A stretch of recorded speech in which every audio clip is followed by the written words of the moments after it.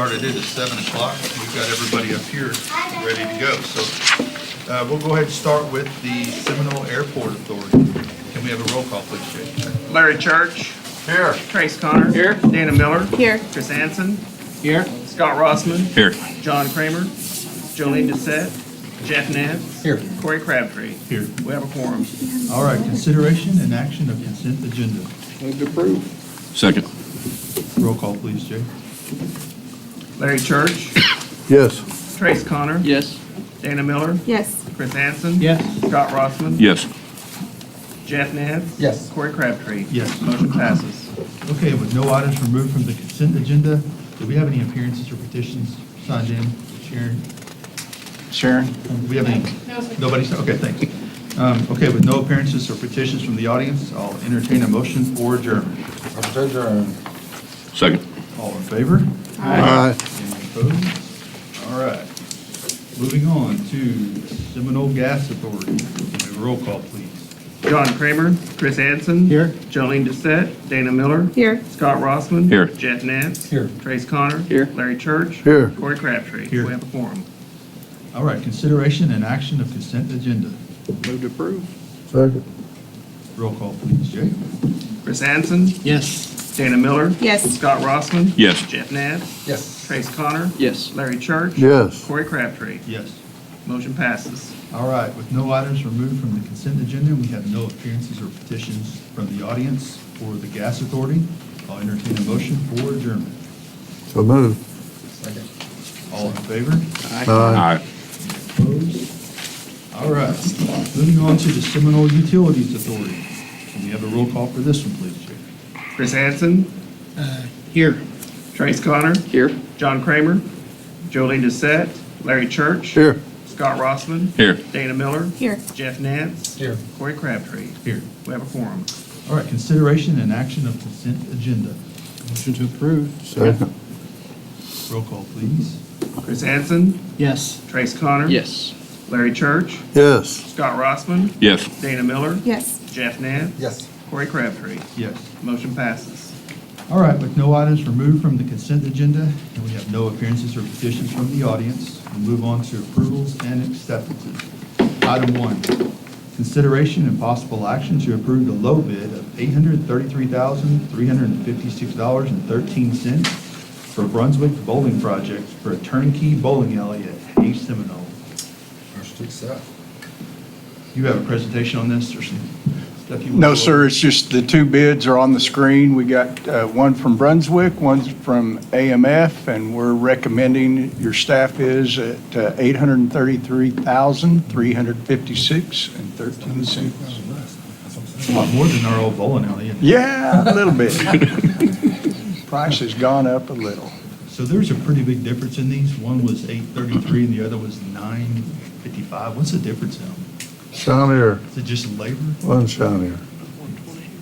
Don't know. There's a whole lot of computer oriented things, especially in their softwares that are different. I'm certain that the lanes themselves are similar. That's probably not what's driving it. The pin setters and the ball returns are going to be pretty much the same kind of technology. But the only thing different is the technology as far as the computer stuff, like The way they look. the way they look. So, Well, that's a bunch of money difference, is what I'm asking. yeah. I can't tell you exactly what the differences are. We went through, especially with the architect and Heyday had gone through it with a fine tooth comb and told us that they're essentially bidding the same thing. So Okay. what caused the bid to go up, I can't tell you if they have different suppliers or whether it was all technology related. One of them may have more volume discount, would be my guess. But so Hayes Seminoles, they've seen both these and that Oh, was their yes. preference as well? Absolutely. Okay. Well, I would just like to say if somebody parks an orange car in front of it, it needs to be towed. That's all I got to say about that. Just, There's an orange car parked in front of it. Oh. It said it needed to be towed. Now, if it was a different color, it might be okay. Like maybe a red? That was Steve's doing, just so you know. Yeah, I have a feeling. Orange car. Dana, you had a question? Yeah, so first of all, Steve, I love the fact that you have to know stuff about bowling pins now. That makes me happy. But two, I want to be clear just for the public to know. The request for the bid, was that submitted by Hayday or was that submitted by the city?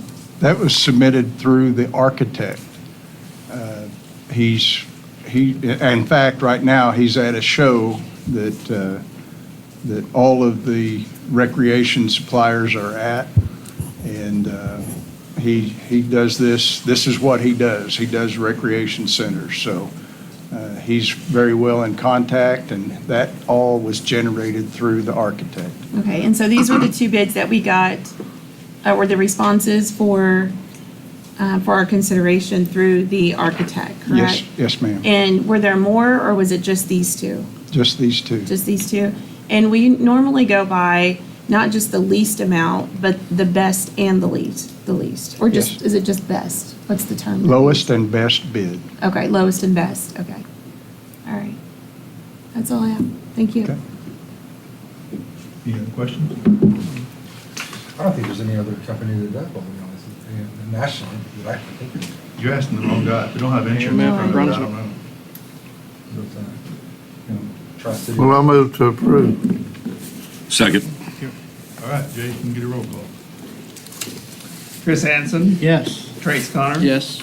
Larry Church, Yes. Scott Rossman. Yes. Dana Miller, Yes. Jeff Nance, Yes, sir. Corey Crabtree. Yes. Motion passes. Okay, and with no other items for the Seminole Utilities Authority, I'll entertain a motion for adjournment. So moved. Second. All in favor? Aye. Any opposed?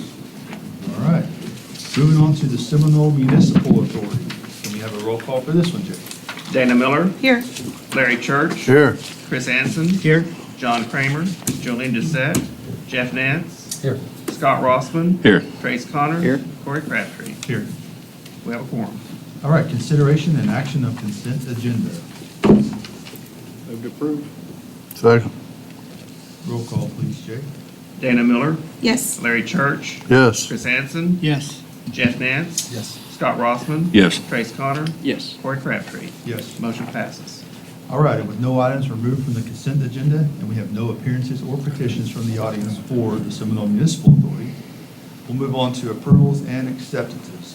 Under bids. Item 1, consideration and possible action to approve the bid of $1,619,185 from Core and Main LP for equipment, installation, and related services associated with the AMI Meter Improvement Project as recommended by project engineers, Wall Engineering, and city staff, and contingent upon approval by the Oklahoma Water Resources Board, OWRB, at their board meeting on March 17, 2026. Motion to approve. Second. Yeah. Roll call, please, Jay. Dana Miller, Yes. Larry Church, Yes. Chris Hansen, Yes. Jeff Nance. Yes, sir. Scott Rossman. Yes. Trace Connor. Yes. Corey Crabtree. Yes. Motion passes. All right, moving on to current business. Item 2, consideration and possible action to approve invoice number 18 from Crossland Heavy Contractors in the amount of $1,745,551.56 for construction of the new wastewater treatment plant. Still in big numbers. That's what I said. We're getting done. We must be getting closer because these numbers are getting bigger. That's right. We're getting closer. Yes. Just a lot of. Motion to goddamn money. approve. Second. Roll call, please, Jay. Dana Miller, Yes. Larry Church, Yes. Chris Hansen, Yes. Jeff Nance, Yes. Scott Rossman. Yes. Trace Connor. Yes. Corey Crabtree. Yes. Motion passes. And just for everyone that's here, that is the pictures of the new wastewater treatment plant. And these are large numbers, but the plant in total was $46 million. Exactly. Yep. So these numbers seem huge, and they are, but we're near the end towards all the big equipment's being purchased and in the final stages. So just in case you guys are wondering, that's a lot of money to spend. It's on loan, I can guarantee you that, so. All right, moving on to item 3, consideration and possible action to approve invoice number 27 from Wall Engineering in the amount of $26,632.40 for engineering and inspections of the new wastewater treatment plant. Motion to approve. Second. Roll call, please. Rick? Dana Miller, Yes. Larry Church, Yes. Chris Anson, Yes. Jeff Nance, Yes, sir. Scott Rossman, Yes. Trace Connor. Yes. Corey Crabtree. Yes. Motion passes. All right, with no other items, I'll entertain a motion for adjournment. So moved. Second. All in favor? Aye. Any opposed? All right, moving on to the Seminole City Council meeting. Can we have a roll call for this one, please, Jake? Trace Connor, Here. Dana Miller, Here. Larry Church, Here. Scott Rossman, Here. Chris Anson, Here. Jolene Doucette, Jeff Nance, Here. John Kramer, Corey Crabtree. Here. We have a quorum. All right, everyone will please stand, we'll do the pledge of allegiance and the prayer. Attention, salute, pledge. I pledge allegiance to the flag of the United States of America and to the republic for which it stands, one nation, under God, indivisible, with liberty and justice for all. Would you bow your head with me, please? Heavenly Father, we thank you for this time to be together. We thank you for a wonderful place to live. We ask that you give us wisdom, knowledge, and understanding of the best decisions we can make for this place. We thank you for the wonderful people that live here. We ask you to continue to bless this place. In Jesus' name we pray. Amen. While I'm thinking about it, thank you for bringing your children. I know, Alex, awesome. That is, to hear children in the background was really cool, so it's also good for them to see how everything works at an early age. I love it. It's awesome. All right, moving on to consideration and action of consent agenda. Move to approve. Second. Roll call, please. Trace Connor, Yes. Dana Miller, Yes. Larry Church. Yes. Scott Rossman, Yes. Chris Anson, Yes. Jeff Nance. Here, yes, sorry. Motion passes. Here and yes. All right, and with no items removed from the consent agenda, we'll move on to appearances and petitions from the audience, but we still have none for city council either, right? Okay. We'll move on to presentations, which is what quite a few of you are here for. I have recently gotten involved in this more than what I have been in the past, which is really neat. However, a lot of this, Dana has been around since the beginning, and I asked for her to do the presentation for these guys, just to give you guys a welcome. And if you don't mind to do that, I would appreciate it. Sure. So you might even give your funny story on how you found out the building owner. Oh, that was, okay. Yeah, sure. So just wanted, I've spoken to you all, I think, multiple times about this, but this has been such an exercise in, one, the amazing spirit that this community has to help each other, and I've witnessed it. So how it started for me was the day after the tornado. I was helping to organize volunteers and connect them with folks who needed help. But then the next day, my sons and I went around Ward 1, really just armed with some sticky notes and our phones and pens, and we're going door to door talking to folks about what help they need. Hey, go here if you need some tarp. Over here, they have ice. Over here, they're having hamburgers. Just trying to help as much as we could.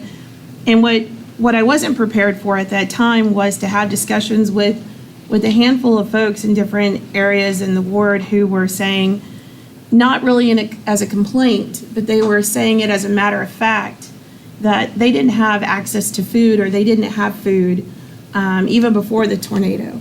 And what hit me was that it wasn't really even a complaint as much as it was just, this is our daily way of life. And after that, I felt like it was my mission to just talk to anyone and everyone who would listen to me about that 30-second story that I just told you, to get some awareness going. And at that time, and I still don't know off the top of my head the numbers that I'm dealing with, but I can tell you the people that I spoke to. One was an elderly couple who were more worried about their medicine going bad than they were having access to food, because they were used to it. A young mother who was pregnant with a baby who didn't have any food for her family. So I can tell you about those folks, but I didn't know the numbers. I didn't know how pervasive it was in our community, but I knew it was there. Just having those conversations. And I would always like to encourage anyone who's on the council, and I think you've said this before, Councilman Nance, just get out in your community, walk around, talk to people, see what's going on. And that's where this came from. And so at the time, I didn't know the numbers. I didn't know any of the math or the science or anything behind it. But just anyone and everyone who would listen to me, if you've known me since then, you've at least gotten this 30-second speech once or twice. And so, and I sure as heck didn't know how to address the problem. I just knew there was a problem, we needed to fix it. At that time, in our ward, we have the old Allen James grocery store, which is, if you lived in this area, it was always near and dear to your heart because you could just walk to the grocery store.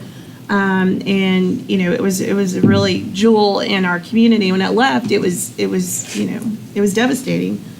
So I always see that building and I always think, man, wouldn't that be great if we could use that as something that could help our community instead of just sitting there being vacant. So the story is Michelle Sourjohn, who is with AARP here in Oklahoma, a very good friend of mine, and she she's heard the story obviously, and so she said, hey, come out to Shawnee Community Market, kind of come see what they do.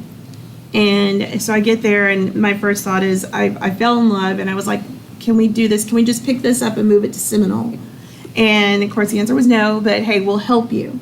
So, okay, I got somebody on board. So then I think, Steve, you were there that time and I walked around, my eyes were this big because I was so excited and I wanted that in our community. Well, didn't get much traction, but still just kept going a year later.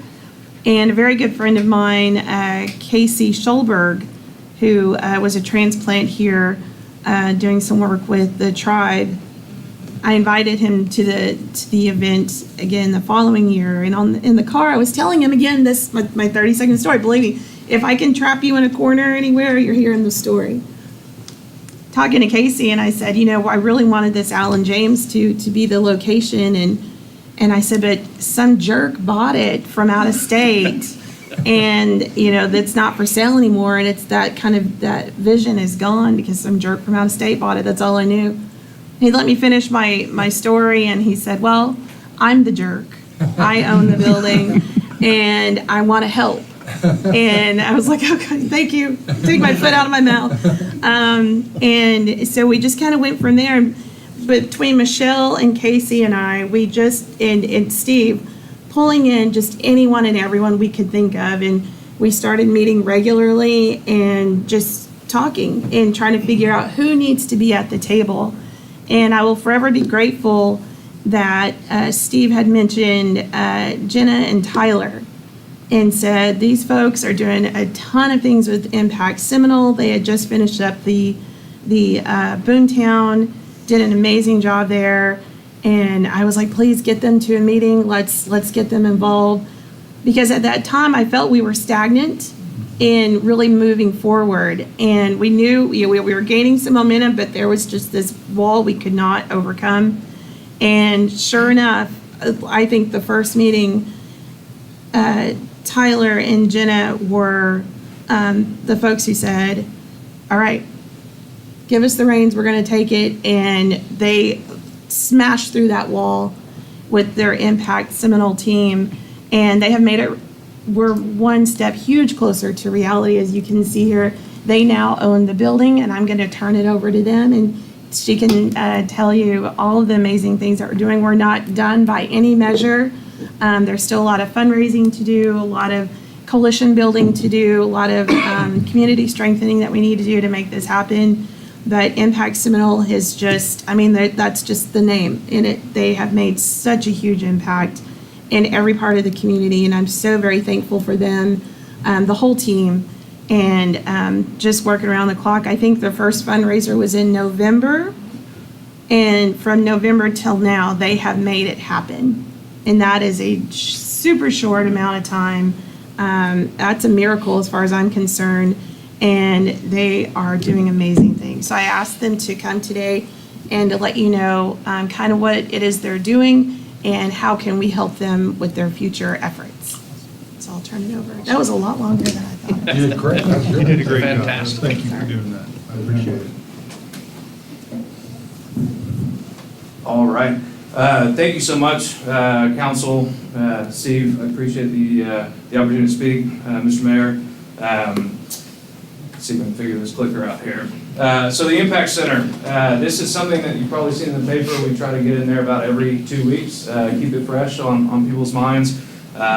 Social media, we are driving home the message that not only for Impact Seminole, which was founded as a group who wanted to support our educators and our students, and we see this as a big but natural next step in the evolution of our organization. I love quotes, so I'll just read it and we'll move on. The greatness of a community is most accurately measured by the compassionate actions of its members. Early on in this project, that's been very evident that we have a community who is ready and eager to be engaged and to change lives. Tonight's goal, Steve, 45 minutes, what you said? Nah. I'm just kidding. We're gonna give you the 30,000 foot overview. So we're gonna fly through this. We want to introduce this ambitious project, if you haven't heard about it, demonstrate the need for our community, highlight these opportunities and outcomes, explain the process, and then we want to expand our network of support, which includes everybody at this table in front of us and those in the audience. So we want to get some buy-in tonight. A quick thank you to our steering committee, several of which are here, Larry, Dana, Steve. We appreciate your support and continued efforts here. Wife Jenna, board chair, Impact Seminole. Our Impact Center subcommittee, tons of committees, several members which are here tonight. Thank you guys for showing up, showing your support. I know we had several educators who wanted to be here, parent-teacher conferences, so they may straggle in here, but I'm guessing after a long day, they're probably headed home. So what are the challenges? Why are we even seeking to tackle this issue? Health outcomes in Seminole County, not great, 61st out of 77 counties. A lot of that has to do with access to nutritious food, healthcare, life expectancy. This is a pretty sobering stat, and this is not just statewide, this is nationwide. 3,014th out of 3,143 counties in the nation. Our people are dying young, and we need to address it. Poverty line, 20% of our folks fall below. Education, this is a state stat, but it holds true in our county as well. And then food insecurity, this 25% number, I believe in our county is misleading. This is, again, another state statistic. I believe this number is much higher in Seminole County. I would venture to say it's 35 and 40%. And that is just from personal research, and that number is kind of hard to define. But as a state, if we're at 25%, we see our metrics, we know that number is higher. So the challenges many of our neighbors face, they don't happen in isolation. People aren't just hungry, they're not just unhealthy. These all snowball, right? It's a compounding effect. So we know the need in our counties there, and that is what we're seeking to address. With that, we have tons of opportunities. We can address food insecurity through a high-functioning food pantry that offers all the shelf-stable items, fresh produce, refrigerated and frozen goods. We can start breaking down educational barriers, not only for our students, but the parents of those students. I've talked to many educators, and Impact has talked to many educators, and one of the things that we hear over and over is that, hey, parents want to help, can't read the homework, right? So not only do we want to expand education opportunities for our students in an after-school program, we want to provide that same thing to the parents that are wanting and willing to show up. We want to build community infrastructure. So we have a building that's sat vacant for a long time. Again, Dana mentioned it, that a lot of people have fond memories of. I've heard some pretty funny stories that have come out of that building, including stuff that went out the back door.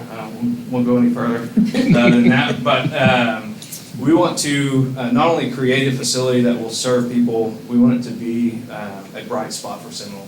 It's on the main thoroughfare. We have, is it 20,000 cars that drive up and down that road every day? Huge number, and we want this building to be something to be proud of. You'll see some renderings here in a minute on how we plan to do that. We also want to promote economic stability and overall well-being. So we are in a business, if we can frame it that way, where we want to eliminate our customer base. So we know that people need food, that they need additional resources, but we want to do our job so well that we don't see them again. So it's kind of that inverse business model, if you will. And then volunteer opportunities for individuals and businesses. We have a lot of great organizations in this town that can take volunteers, but we are hard pressed to find a facility where you can take a group of 20 or 30 of your team members to volunteer. We'll have that, and where they can stay busy for an hour or two and team build and also serve the community. So not only are we serving those who are low income or underprivileged, but we want to serve our businesses as well. So quickly, here's the roadmap. Phase 1, which we're well into, building acquisition, $300,000. We've acquired the building. Casey Schulberg, which was mentioned earlier, is graciously giving us a period of 9 months to pay off the rest of the building. We've raised $250,000 so far, and we expect to close this gap very soon. Phase 2 will be design and primary construction. So we're going to rough in all the mechanical, HVAC, plumbing, and we're going to get the center section of this building ready to be occupied. And this will make a little more sense in a minute, but we're going to finish off the north and south sides of the building with office space to house additional nonprofits. Phase 3, which is that north and south side, and then phase 4, there's the old butcher area. We want to turn into a commercial kitchen, a demonstration kitchen where we can teach our families how to cook healthy meals, whether that's on a hot plate, a microwave, or stovetop. So many of our families, cooking on a stove is very foreign to them. So we want to provide opportunities to, hey, you can still cook a nutritious meal on a hot plate, and this is how it's done. We also want to offer commercial kitchen space for people to rent out and make baked goods, sell those throughout the community, so on and so forth. Here's what the building looks like now. We all know, we all drive by it. This is one of our initial renderings. So it's going to be a beautiful looking facility, but the most exciting, of course, is what happens on the inside. So as you can see, this is facing the south. We're going to have about 4,000 square feet of office space that we hope to fill with additional nonprofits, nonprofits that align with our mission that will serve families. So not only will we have this food pantry as our centerpiece, that's the draw, but we're going to have additional nonprofits in the facility to serve our families, including an educational center. So one good chunk of office space will be meant to serve our students and their families through things like after-school mentoring, tutoring, STEM skills, coding.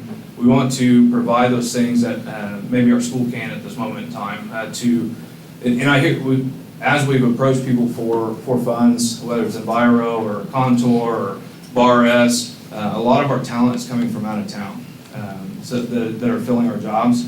We want to offer our students opportunities to fill those jobs outside of high school. It may not take a college degree, but it takes some skill. And so that's what we're hoping to provide. Again, additional rendering here. I'm going to keep flying through here. This is, again, rendering one of probably what will be many to come, but you can kind of get the scope. So this building is 11,500 square feet, give or take a few. The north side, that office space and multipurpose room, that multipurpose room will be our education center. And then these office spaces, we're going to build out this building in such a way that as we find those strategic partners, they can cater that space to their needs. So we're going to finish, build those walls, and then those office spaces, as we find those strategic partners, which we've already started engaging, they can kind of determine the layout that best fits their needs and make it to where they can be the most proficient. And then, again, our services, job training, placement services, housing assistance, physical and mental health screenings. We certainly want to engage the tribes, tribal assistance referrals, food prep, demonstration kitchen, you name it. We are dreaming right now. We're kind of transitioning from dreaming to reality. So we have that tangible asset now, and we can start engaging our folks in real concrete conversations. And then what are our outcomes? We want to ultimately improve this community from top to bottom. We're going to do that through education, alleviate, food insecurity. Many of our folks, whether they're in grade school or senior citizens, we still have rampant food insecurity and health outcomes, which ultimately, through alleviating food insecurity, we can hopefully alleviate some of the healthcare costs. And then really, ultimately, we want to build a more resilient community. So we have a lot of really great things happening in Seminole. New business coming into town.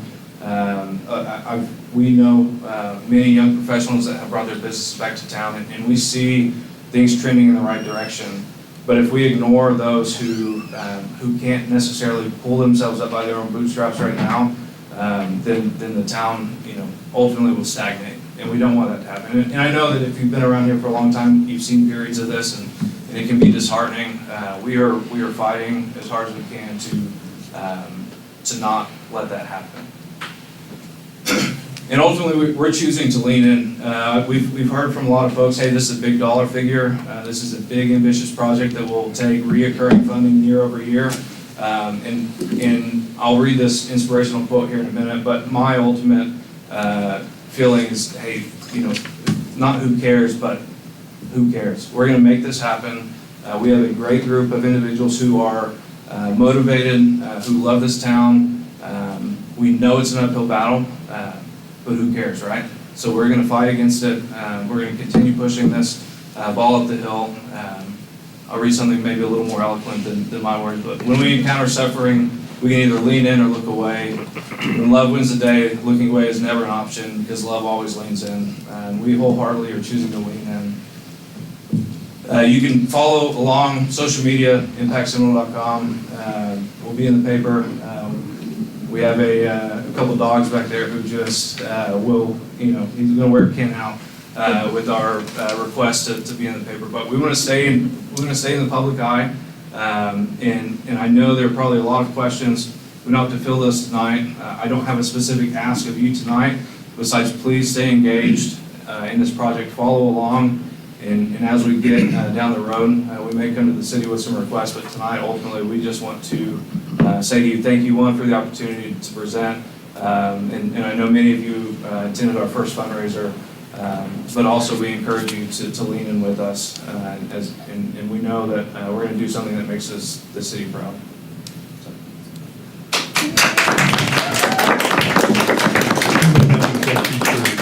Tyler, real quick before anybody have any questions, just real quick.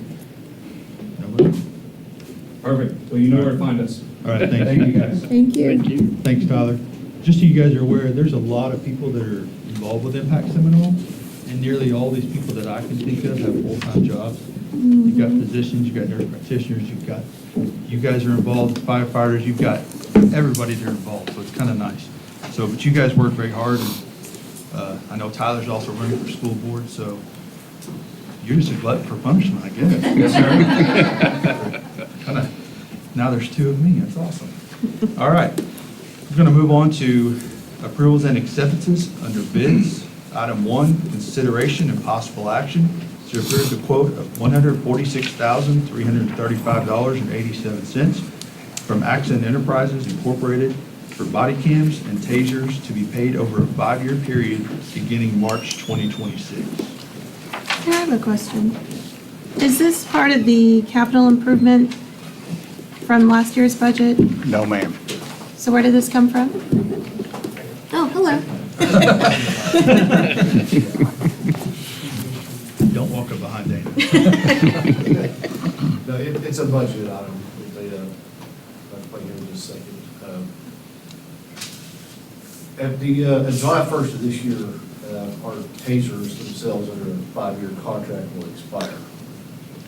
July 1st of next year, our body cam 5-year contract will expire.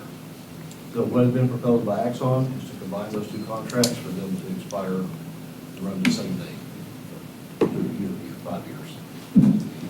And with that being said, the prices of these have dramatically increased.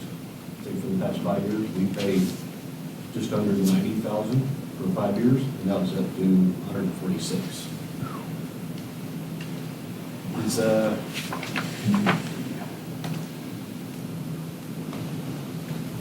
turn something on. All right. Yeah, this basically what we're going to be getting with this.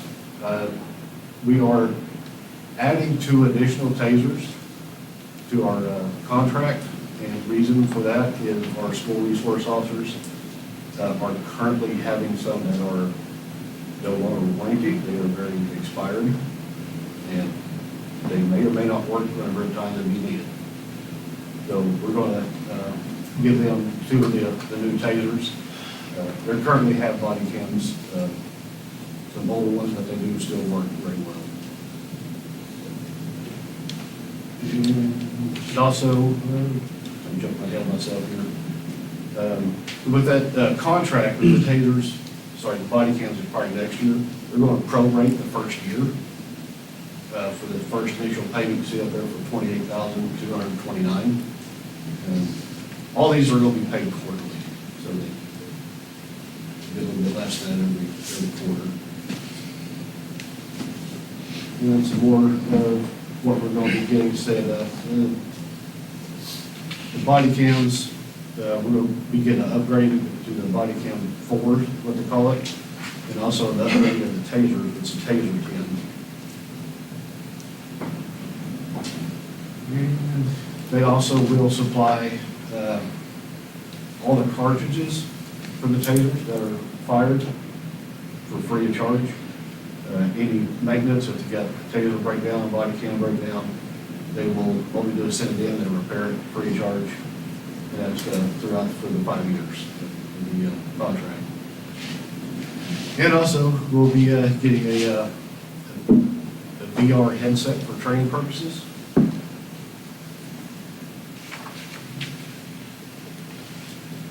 And this is kind of a breakdown the bundling of all these. That's how much it would have been, $209,196, but since we're bundling it, give a discount of $146.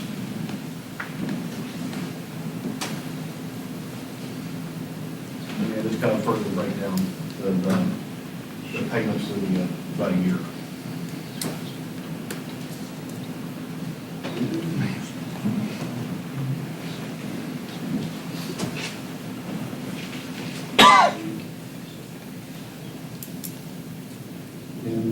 Also, with this package, we are going to be going to unlimited storage for our evidence for the body cams. Right now, we have allowed up to 700 gigabytes. We are over 8.4 terabytes. And speaking to them, they realize that, and they're like, oh Lord, it's been out there for quite some time. If they was to charge us for that, how much we're over, it would come by $41,067 just for the data and storage. There's not a whole lot we can do with that storage. Our body cams, when we report something, we classify them as to what kind of call it was or is. Simple traffic stop, no citation, we keep it for 30 days. After 30 days, it fall off. The more major crimes, murders, rapes, sexual assaults, so forth and so on, we have to keep them forever. The more that we do, the more data we're going to be using. So to jump on this unlimited storage right now would be a great benefit. And I have also reached out to other companies for tasers and body cams for price quotes. And there is not another company that offers both body cams and tasers, both. It's either one or the other. I did call a company that offered tasers, 5-year warranties, kind of like this. Yeah, I was very less impressed with it. It sounded like somebody was selling something out of the shop. It was kind of horrible experience. But I also contacted another agency that I know that uses body cams called WatchGuard. And I didn't know this, but 4 years ago, WatchGuard was bought out by Motorola. And they actually, last week, bought out their last 2 years of the contract so they could go to Axon. The service and quality was went down. Not very many options. Who categorizes all this stuff? I mean, does someone sit and go through all that video and know that that's a The traffic officers stop? themselves will categorize it. Oh, really? Yeah, and if we do go by and check just randomly every week, we'll pick out, 10 videos, different shifts, different officers, and then go by and make sure they are being done correctly. May I have a question? Go ahead. So, Steve, what is the difference between approving a bid, I guess approving the purchase and approving the quote? What are those seem like all three different things, that this one's saying for the quote. Yeah, because this is a multi-year contract, it's a different animal altogether, especially when you merge both the cameras, the body cams, and the tasers. The reason it's before you tonight, rather than in a new budget year, is because of the urgency of what we've got going on with the tasers. I don't want my guys out there pulling a taser out and it not work. When that thing discharges, it needs to happen right then. So to answer your question directly, it's not a lot of difference between a bid and a quote. They're essentially the same thing. In this case, I think what John was trying to explain at the end of that is it's kind of a sole bid because these things are joined. And the only taser that we could find out there that was of sorts, what we would call less lethal force, when they answered the phone, it was, "Hello? Can I speak to somebody about the less lethal?" "Oh, hold on, Dad." It was like, okay, well, that's not who we want to buy from. And as he alluded to before, if we've got communities that are buying out the last 2 years of their contract with that firm, I can't recommend them. So I'm asking that we go ahead and put this in play because it's an urgent situation. Is your confusion that it's a budgeted item versus a new project? Is that kind of where you're going with that? So it is, I heard you say it was a budgeted item. But- There is an increase. It's an increase. Yeah. So he'll see a loss. At the end of the year, we'll end up likely making a budget amendment. How much of a difference? Did I see that on one of your slides?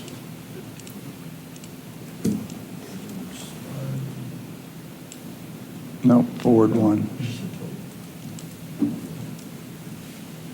No. He's going from 89,000 and something to that 100. Oh, okay, so 89,000. But 60 grand. I just feel like that's a lot of money to not have a bid process. okay. But I also understand the urgency. What's the quickest turnaround we could get a bid process going? Is there an expedited one? Does it have to be 30 days, 60 days? It's going to be our Attorney? next agenda item. Yeah. So you go. You talk about it. I hate to merge the. Yeah. The next agenda item is asking you to review our purchasing procedures. I want to ask you to look at it. We'd like to make some adjustments on telephone bids versus sealed bids, and we can talk about that, but it will probably expedite it tremendously to be able to get bids, but not have to go through the formal process for written sealed bids, going through the whole thing. But we can talk about that here on the next agenda item. I think it'll answer your question. I want to be as direct on the answer for you. We can certainly have it ready for you next city council meeting. However, was there a price increase coming? Yes. Okay, can you explain a little bit about that? Because that also added to my Urgency. try to get it in front of I you. was talking to our representative through Axon. I I foresee this, because of all, probably you need to go out for bids and find other vendors to compare. And of course, he's okay with it. He said, just warn me that next month is, I guess, their price increase. He said the price will go up next month. He does not know by how much, what percentage. So we use them currently. Yes. So you kind of see. this- We're under contract. Right, but do you kind of see this as like OG&E doing a price increase and there's nothing not much you can do about it? I mean, are there other companies that truly, I guess the answer to that is if there's no other companies that truly do this, you don't have another option. That's one thing, but. Well, didn't you say that the other companies you talked to said it's either or, it's not both together like this bundle, right? Correct. So this is the only company we can get a bundle on. The other companies, it's separate. So it's going to cost us, in the long run, it'll cost us more money. Because if they say, well, this is going to be 70,000, this is going to be 65,000, I'm just throwing numbers out there because they're selling you two different products. These guys are selling you all one product. I think that's Together. my concern, is that when you say you're just throwing numbers out there, we don't know what the numbers are. That's my concern, is I want to know what those numbers are, just so we can make a sound decision. $60,000 is a lot of money. I mean, what are we paying right now for just tasers? Separately, I don't have that. They're broken, so it's Yeah, I know. They're broke, so they're out of commission? They Not don't all of have them. tasers Not all of them. available? not all of them. Over the past 5 years, we've had 3 tasers and 5 rifles. So how many do you have today that are in commission that you're using today? We have 14 body cameras and 14 tasers. We have 2 of the tasers that SROs are using, Mhm. older models. And then after a rep found that out, we was actually supposed to turn those back into them. What is so those are school resource officers, right? What does the school, do they offer to pay for anything, or what is our contract? Do we have a contract with them? We don't, so we just give them officers, They're No. reserve officers. reserve officers? Yes, they aren't paid by the schools for federal grants or state grants, whatever it may be. They do supply their patrol cars, we supply the uniforms.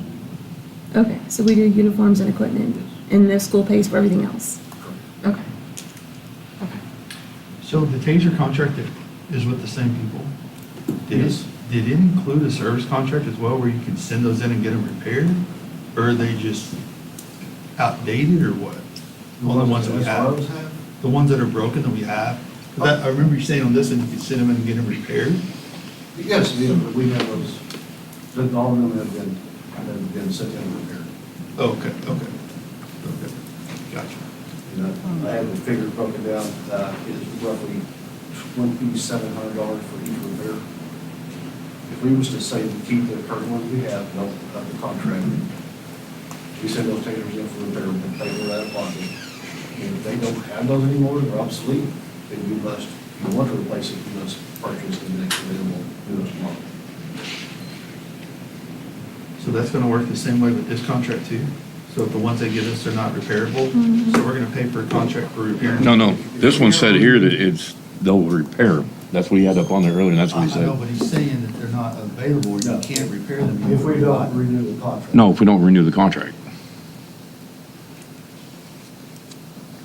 Do the updates come automatically?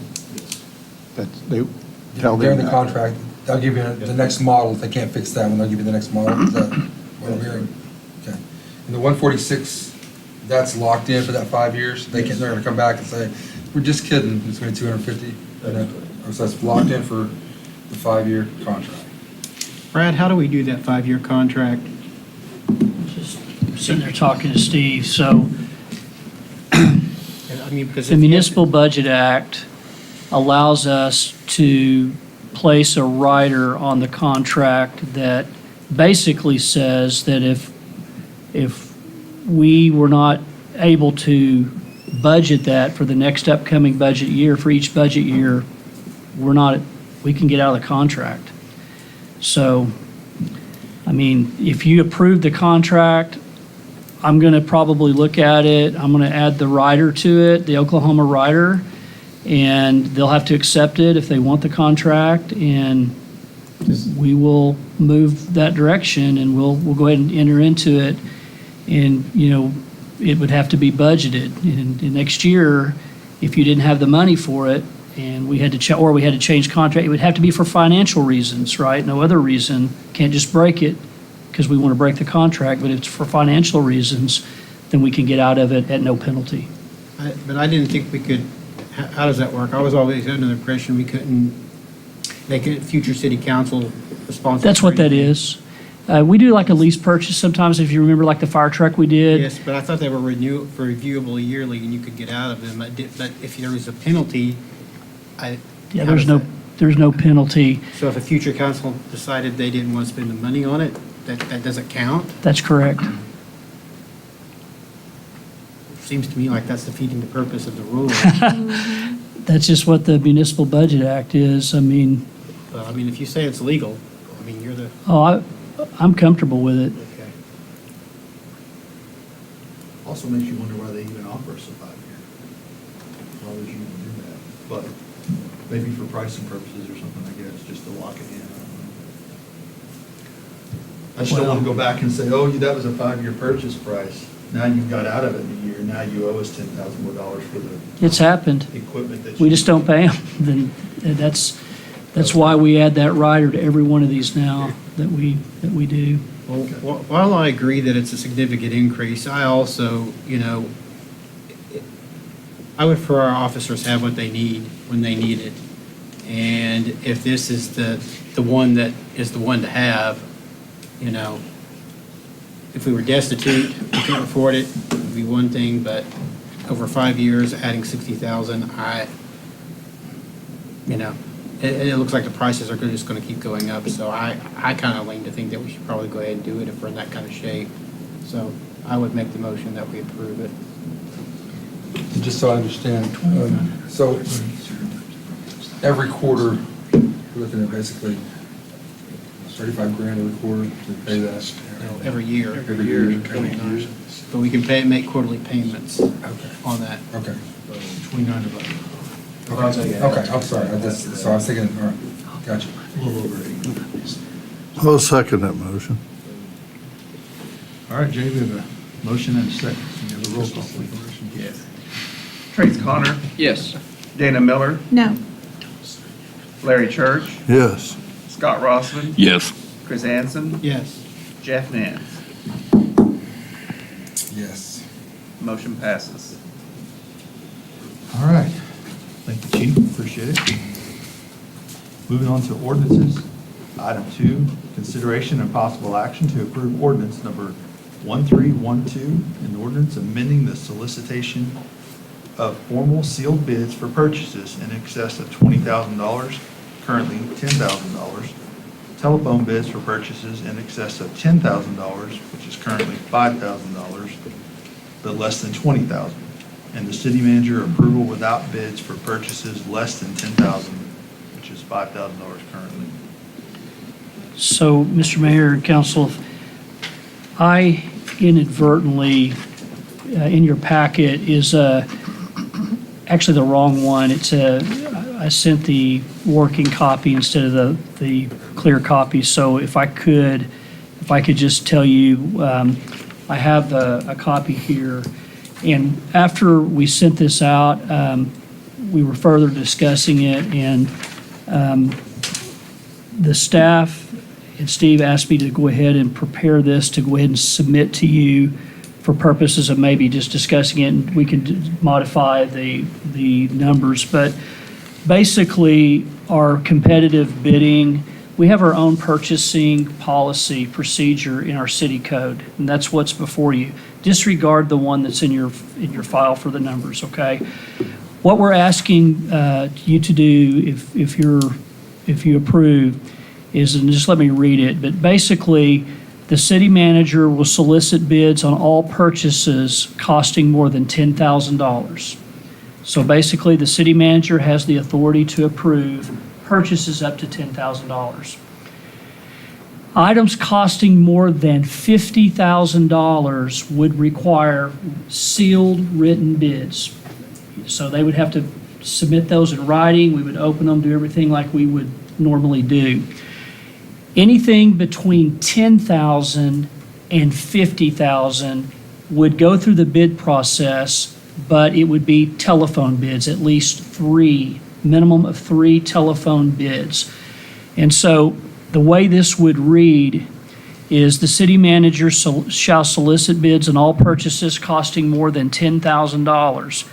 Items costing more than $50,000 shall require the submission of written, sealed, formal bids by the vendor.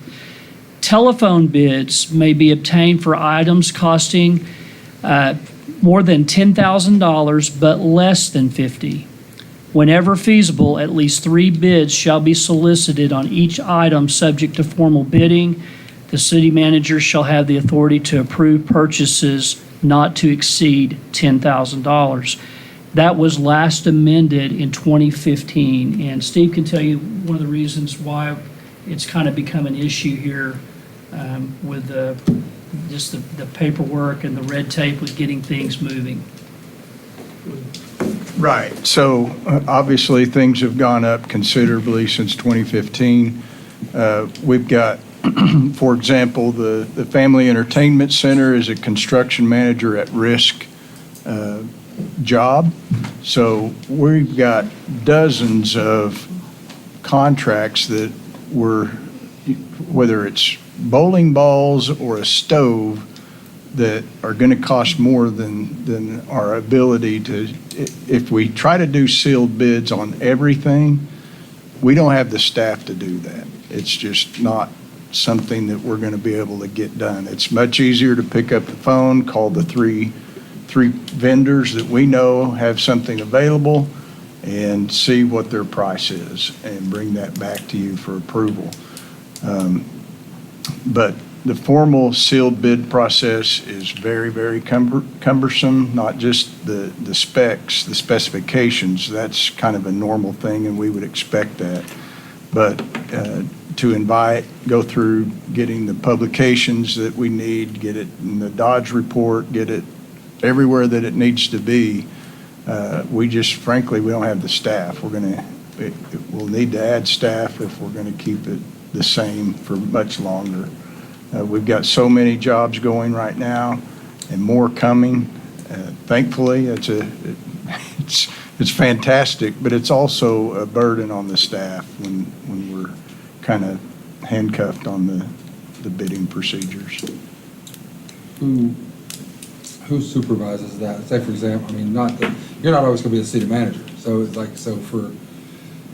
we're making sure it's not like Scott Rossman LLC is getting every $10,000 bid, you know what I'm saying? Who oversees that? So to keep you from going to jail. So in this case, up to $10,000, you guys will see it on your claims list. So everything's going to be transparent. Everything Right. over that is still going to appear to you to have it approved. Right. So if we're buying bowling balls, but we just do a telephone quote, we're going to be telling you, hey, AMF was the best bid out of the 3, and we're recommending that. So, Just so I understand for clarity, so say, for example, you have to make a decision. Say there's a stove that has to be bought and it's $9,999. Can you make that decision without having to? yes. Okay. Under this, Right. yes. Okay, but then that'll be back, and the next city council will see that Steve approved Yes. stove A. Okay, gotcha. I might add too that it's not just 3 bids. I mean, it could be 8 bids. It's just not less than 3. But from my understanding, those telephone bids are documented. So it's not like they're just making a phone call and saying, oh yeah, 3, and not writing it down. There has to be some documentation to show that that procedure was followed for you, for auditors and whatnot. It does not affect public construction contracts or anything like that. It's just this particular area here from 0 to 50,000 on purchases. So, That was gonna be my question, is how are those documented? And Exactly. do we have access to those as a body if we want to? You bet, absolutely. So what I'm seeing here is that we're, as a body, we're giving up a little bit of our authority to the city manager to make more, or I guess, broaden your range of decision-making, right, for the dollar amounts, By 5,000. by $5,000. It's just five? Yes. So it went from No, 5 to that's- 10. If that's a sticking point, we can go back to 5,000 and just do telephone bids for everything over 5,000. My assumption was, look, as fast as things have gone up, I'm essentially doing the same thing tomorrow if you pass this as I was back in 2015. I'm still buying a stove that was costing $49.99 Now it's 99. for $99.99. So I just felt like that was essentially the same. So this is Yeah, that- trying to get ahead of inflation. Catch up more, yeah. Yeah, I think I just want to be clear, because I think any time, and I'm glad the public has access to this meeting, because I think any time, especially just the last agenda item, I feel like it's our responsibility to be as judicious and protective of the public dollar as much as humanly possible. And so in this, I just want to just kind of, my overall assessment is that we are giving up a little bit of that oversight. So I just want to be clear that that is in fact what we're doing. and you're delegating your authority Yeah. to trusted staff, and with the understanding that the transparency is still there, and it's going to always be there. So it's really more for efficiency. And, again, you're going to see this in 30 days. You're going to see these purchases. So it's also something you can question and put the brakes on if you needed to, felt like you needed to. Thank you, Brad. That's what I needed to hear. You speak Dana very well. I appreciate that. That was my only thing, is I just always want to be very clear that, at least for myself, I'm being as judicious as possible, because I know how hard earned this money is on our folks. So thank you. I just have a question for the $10,000 to $50,000 for the phone bids.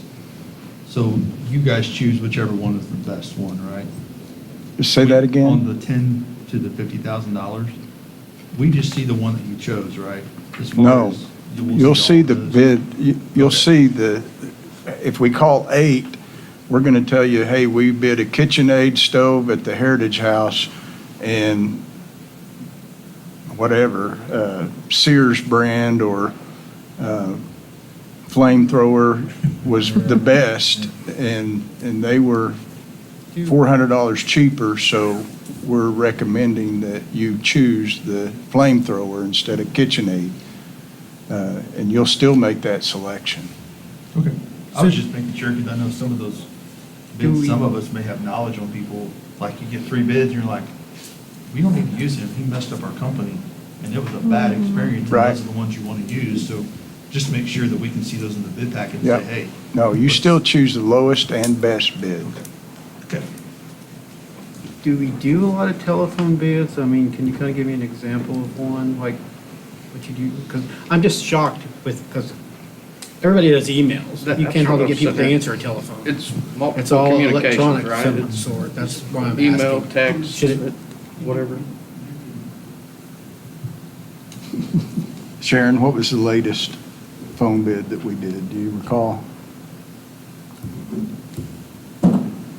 Did we do phone bids on the exercise equipment, any of the exercise equipment? So some of the exercise equipment would have been the last. Okay, I'm just shocked that it's, Should a we- little bit that they wouldn't, It's phone backed up by email. They send Okay. it written. Let's say, should we change that to say phone/email? or electronic. Just so it's up to date with current times, maybe? Would that hurt our process? I don't know, I'm asking Brad if that's, I'm sorry. should we change that to read phone or email bids? Electronic bid, Well, they're going to call, I mean, I guess, I mean, we can do that. Or- That's what, And also, you could even run online through that too, because you may be able to go to Amazon and get a bid for something, get a, T-Mover. you know? I'm just saying, if you're updating the language, I just don't know if we should just do it all. you can put telephone, or what did you say? Electronic. That's fine, yeah, that's fine, yeah. Multimedia or something. We're looking for Yeah, something, I mean- IKEA furniture at the sewer plant that Baker's going to put together, so. You want to add that in there, it's telephone and or electronic? Yeah, I would definitely do that. That'll cover us for a few more years. Yeah. I like it. Please. You bet. It all kind of goes over telephone lines anyway, I guess, regardless. I'll make that motion with the We can amendment put to have the fax. electronic Simile. to go along with the telephone bids, yes. Okay. I'll second that. Telephonic and Did you get that, electronic Jay? communication. Okay. Can we have a roll call on that, please? Trace Connor, Yes. Dana Miller, Yes. Larry Church, Yes. Scott Rossman. Yes. Chris Anson, Yes. Jeff Nance. Yes, sir. Motion passes. Okay, no $10,000 purchases tomorrow, so that doesn't make an issue. All right. Moving on to current business. Item 3, consideration and possible action to approve renewal of the annual agreement with New Age Project Incorporated to provide meals and staff at the Heritage House Senior Center. Motion to approve. Okay. Flip Okay, them. Chris will be the first, she'll be the second. Okay. I didn't make any else motion. All right, can we have a roll call? Trace Connor, Yes. Dana Miller. Yes. Larry Church. Yes. Scott Rossman, Yes. Chris Anson, Yes. Jeff Nance. Yes, sir. Motion passes. All right, item 4, consideration and possible action to approve funds from the Oklahoma Department of Transportation's ODOT Municipal Activity Funds, MRDAF, in the amount of $112,500 for Harvey Road repairs and $132,000 for West Broadway repairs, contingent upon the city's commitment to a 25% cost sharing of $37,500 for Harvey Road and $43,750 for West Broadway. These are unbudgeted capital projects and may require an amendment to capital improvement funding in the year that the projects are completed. Current estimated for fiscal year 26-27. Mayor, I have a question. Go ahead. What are the repairs? Yeah, no, what- Bridges? Just roads? So they're not those bridges over there? Okay. Just the Is one out that by the road Willis. leading up to the bridge? Yep. I guess Okay. Gotcha. What bridge are you talking, I don't know what bridge you're talking about. So, It's not on Harvey. up to the bridge. So when you turn right at, I don't even know what that is now. It's not Willis anymore over there. Harvey. That quick stop. Oh, that intersection right there? When you go No, south. it's south No, of You go it. south of it. Okay. Go south Oh, of yeah, Harvey yeah. Road, Okay. right before the bridge. From there, right before the bridge. Yeah, it's all torn up. People are having to go around. It's bad. It's been bad. It's- So, And it's getting a lot of heavy traffic from the construction at the wastewater plant. So if I understand it correctly, we have some funds available to help with that so that when we repair it, it'll bear the load, the heavy loads of trucks and so forth. And I know this stuff because I get complaints. The lady who works for me lives down that road, and she's had to drive around to come to work. yeah. And It's been a so tough I've road. been down to look at it, and I think she's right. Just don't do it till the plant's finished. Baker's gonna be, is it asphalt or cement? Okay. Asphalt. We're gonna pull up the road, redo the base, stabilization of the base, and then add put new asphalt down. Will that hold up to the trucks? Yeah, so our weight limit won't change. Okay. We're actually doing both sides of the bridge on South Harvey. We'll do the south side plus the north side. Right. This is just something that has been decayed over the last 10 to Gotcha. 15 years. So it's not gonna matter if it's cement or asphalt, the trucks are gonna be, it's gonna be all right? Yep. All right. You're doing it when? When's it? We're just asking for funds, there's no date. Yeah. Just sometime between June, or July and June of next year, right? Gotcha. Yes. That's fiscal year. Okay, so just so I'm clear. So the state is giving us $112,000 to do, where'd it go? It's going. The state is giving us $112,000. For Harvey Road. and 132 for Broadway. So they're giving us that, but they want us to pay, if we take that money, we have to pay them 37,000 and 43,000. About 80 grand. We have to pay the contractor. It's a 75-25 grant. Okay. State gives us 75% of the money, we have to pay 25. That goes to the contractor when we bid it out. So the state will pay the contractor directly 75%, and we'll pay the other 25. Got it. It's a lot cheaper than doing it on our own, so. Yeah, for Yep. sure. Okay. Do we have a motion? Move to approve. Second. All right, Mr. J. Trace Connor, Yes. Dana Miller, Yes. Larry Church, Yes. Scott Rossman, Yes. Chris Anson, Yes. Jeff Nance. Yes, sir. Motion passes. All right, item 5, discussion and possible action regarding fireworks funding and execution of the contract with Rainbow Fireworks to pay 50% or $8,000 in advance to secure the date and services, with the remaining $8,000 to be paid on the day of the display. I believe this is the funds that we use out of tourism. Is that correct? Where's Steve at? Is it right? Yeah. Out of tourism, Yeah. yes. Or what used to be tourism, yes. Whatever we call it now. Right. Our money. Yes. Motel tax, that's correct. Not our thing. Not ours. It's not ours. It's our constituents' money, and I, You let him spend more and then you start saying our money, you're gonna get us all in trouble. right. It's $16,000 is, again, I've said this before, a lot of money just to burn up in a few seconds. I know it does bring tourism to the city, but I haven't ever seen dollar amounts or numbers for that, but I know we had the geo tracking, and I would like to be able to see that at some point for July 4th. July 4th. Oh, You can go back and get it from last year, too, if you really want. yes, well, we didn't renew the contract, but we've got numbers before we terminated, or before we left the agreement. Sean's probably got those in his head. He's repeated them to me 3 or 4 times. I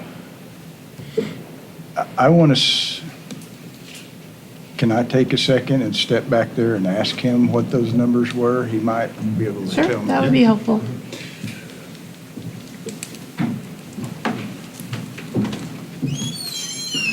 You need to come up with a company that does the drone fireworks, okay? And give us a huge discount. Saves a lot of money to just burn up, literally, physically burn up. People spend millions on that stuff, too. Crazy. I like them. You like them? Oh, yeah. I like them. Everybody likes them, but it's, I like again, them it's more. public dollars. Is that the best use of it? I'm just glad my kids moved on to be married. Now they're probably thinking about their own. I can't wait till they get kids. Did y'all spend this much on this? Nope. Sorry. Has there ever been any efforts to see if any other, because I know the chamber used to help with this cost, or they'd covered the cost. Do you remember that? It was out of tourism. Yeah. They were paying it out of tourism. Out of city budget? Tourism money at that Well, point. there used to be a tourism council that was separate from the city. Yeah, so the vote, when we reallocated the tourism money for this, part of this was for the fireworks show. So that's what the constituents voted for. I'm not sure there was an amount that was stipulated, was there? I don't remember. I Don't do believe remember, so. we also, when we originally set the fee for the fireworks stands, we had kind of agreed to commit that number at one point toward the fireworks also, the permit fees. In the past, the chamber paid X amount. I know the Legion sponsored the other half, or maybe a lot of it, that they don't do that anymore. And we are also generating some sales tax with those sales within the city limits also, that I think that. So I think going back to the geo fencing, I think we were at 8,000 for our population. And during the fireworks show, it varies wildly from whether or not it's on a weekend, things like that. But essentially, we go up about 6,000 to 8,000 people during the fireworks show. So we get visitors that come to town, and then they almost immediately leave. But again, the nationwide trend is that it's going down for all fireworks shows, especially since the casinos have started doing major shows. So that's a little bit of a trend, but it seemed like we were bucking that a little bit. We were staying pretty steady. Steve, do you mean the 8,000 in addition to our population? Yes, ma'am. Okay. Thank you for finding that out. Sure. All right. Do we have a motion? Move to approve. Second? Roll call, please, Jake. Trace Connor, Yes. Dana Miller, No. Larry Church, Yes. Scott Rossman, Yes. Chris Anson, Yes. Jeff Nance. Yes. Motion passes. All right, item 6, consideration and possible action to approve the transfer of $11,388 to the Reynolds Wellness Center's operating budget from its maintenance fund, consisting of $5,452 to purchase a complete Troy TSDR dumbbell set and $5,936 to replace a VFD on the rooftop of unit number 3. Is that number right? There's $2 on there. Is that supposed to be another number there? It's got $2 on it. It's correct. Okay, just making sure. What is VFD? Variable, what did we had this discussion at meeting, what variable, Variable frequency drive. Who's that? Just make sure it kicks on at the right times and kicks off at the right times. Motion to approve. Second? Roll call, please, Jake. Trace Connor, Yes. Dana Miller, Yes. Larry Church, Yes. Scott Rossman, Yes. Chris Anson, Yes. Jeff Nance. Yes, sir. Motion passes. All right, moving on to item 7, consideration and possible action to approve the roof maintenance agreement with Exterior Solutions Group LLC at a cost of $22,249.50 per year for inspections and maintenance on the city buildings' roof systems. And I believe we have the rest for us tonight. So, Jay, thank you for being here. If I knew you were coming, I never would have buried you in the agenda. Well, it'd been great to get to know the city a little bit, for sure. Yeah, please, please go ahead. Awesome. Well, my name is Jay Hahn. I'm with Exterior Solutions Group. I live in Tulsa, Oklahoma, and I operate out of that office. Our home office is in Edmond. Kyle Crawford is our owner. He's a fourth-generation commercial roofer. He's been around for quite a while. He does quite a bit of work up at the Capitol on trying to fix things with roofs, exterior problems that we're having, not only with schools, cities, hospitals. It's just a giant mess out there. And it's taken a while, but we've been doing a lot of studies into different types of roofing systems and better budgeting practices to where you guys can not have these surprises and use your money when you want to use it, not when you need to use it. So I've never really done a presentation like this before, so just kind of bear with me. Over here. So as you can see, we were founded to deliver storm resilience roofing systems tailored to Oklahoma. All our roofing systems that we install in all schools, all cities, everything has a 3-inch hail and 80-mile-an-hour wind warranty, and we got that approved through the Oklahoma purchasing system, which we also have the JOC through, which is a job order contract. So that means that we can expedite the bid process with you guys, and we can run things through the RS means governing body, which is where it checks, basically makes sure that everything is fair market value, everything from the material to the labor. Once our numbers are approved by council, it goes to them. The only thing that can happen is the number comes down, and there's no change orders. As you see, offices are in Edmond and Tulsa. Our mission is to protect your buildings and the people who rely on them every day. Our experienced and focused leak repair team, we have 4 trucks in all 4 quadrants of the state. So under our maintenance program, if you are in that and there's a leak that pops up, Steve calls, your maintenance director, what have you. We have a 24-hour response time to be on site to address whatever issues out there. I have yet to have a maintenance program where I send you an invoice for said repair. Typically, when we're getting into stuff where it's gonna cost something outside of your maintenance agreement, we know it's coming, right? Because we have guys that are on the roof 3 times a year. Your maintenance program, our techs come out in the spring to check things out for the fall. If there's anything wrong with your membranes, your metal, what have you, it's photographed, it's documented, it's fixed, no invoices sent out. And then we also provide you guys with a full roof overview of every single property that's in the maintenance program, which I think, Steve, how many square feet was it? It was about 36,000, no, way more than that. We'll get to that. But anyways, so back to my technicians. So they come out, what we do with any sort of leaks, we water test everything. We clean the substrate of every single roof. We make sure that it stays white because that's very important for white roofs, is for reflectivity. It helps lower your energy ratings. We clean out all your scuppers, all your drains, make sure that everything is up to insurance standard and warranty standard. Now, in the state of Oklahoma, let me see if I got that slide up here. We did a 10-year study, shows a dramatic increase in severe weather. Unfortunately, Seminole, you guys unfortunately didn't really know about this. I know you guys had a horrible storm, what, about 2 years ago, is that correct? 3, 4? Yeah. 2022, yeah. So through the DOC, the TOPS program, we are able to come out on any emergency site, and let's say, for instance, the roof's been blown off, right? Most roofing companies that are out there are gonna come out there, they're gonna throw a tarp on there, and they're gonna hit OMAG with an extreme bill, and they're gonna keep it on there until they keep getting paid, and getting paid, and getting paid, until you guys send it out to public bid, and you guys have to choose between a number between $200,000 and $1.2 million. How do you make a decision there? I have no idea. Your rising insurance premiums, 250% in the past 7 years is over 95% is due to roofing claims. That comes from roofing contractors out there pushing cities, schools, so on and so forth, into filing claims on roofs that don't need to be having claims filed on.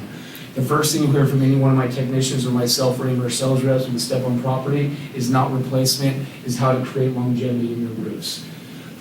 By coming out here and telling you guys to spend money out of pocket, it's not doing you guys any sort of favors.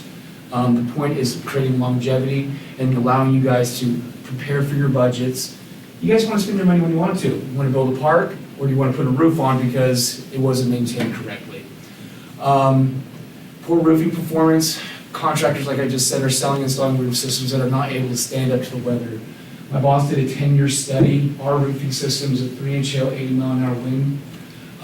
It can withstand, in the past 10 years, that roof withstood 95% of all weather events in the state in the past 10 years. We are doing currently about I'm not gonna say the number, it's a lot. We're doing all the school roofs, it's city roofs in Ada.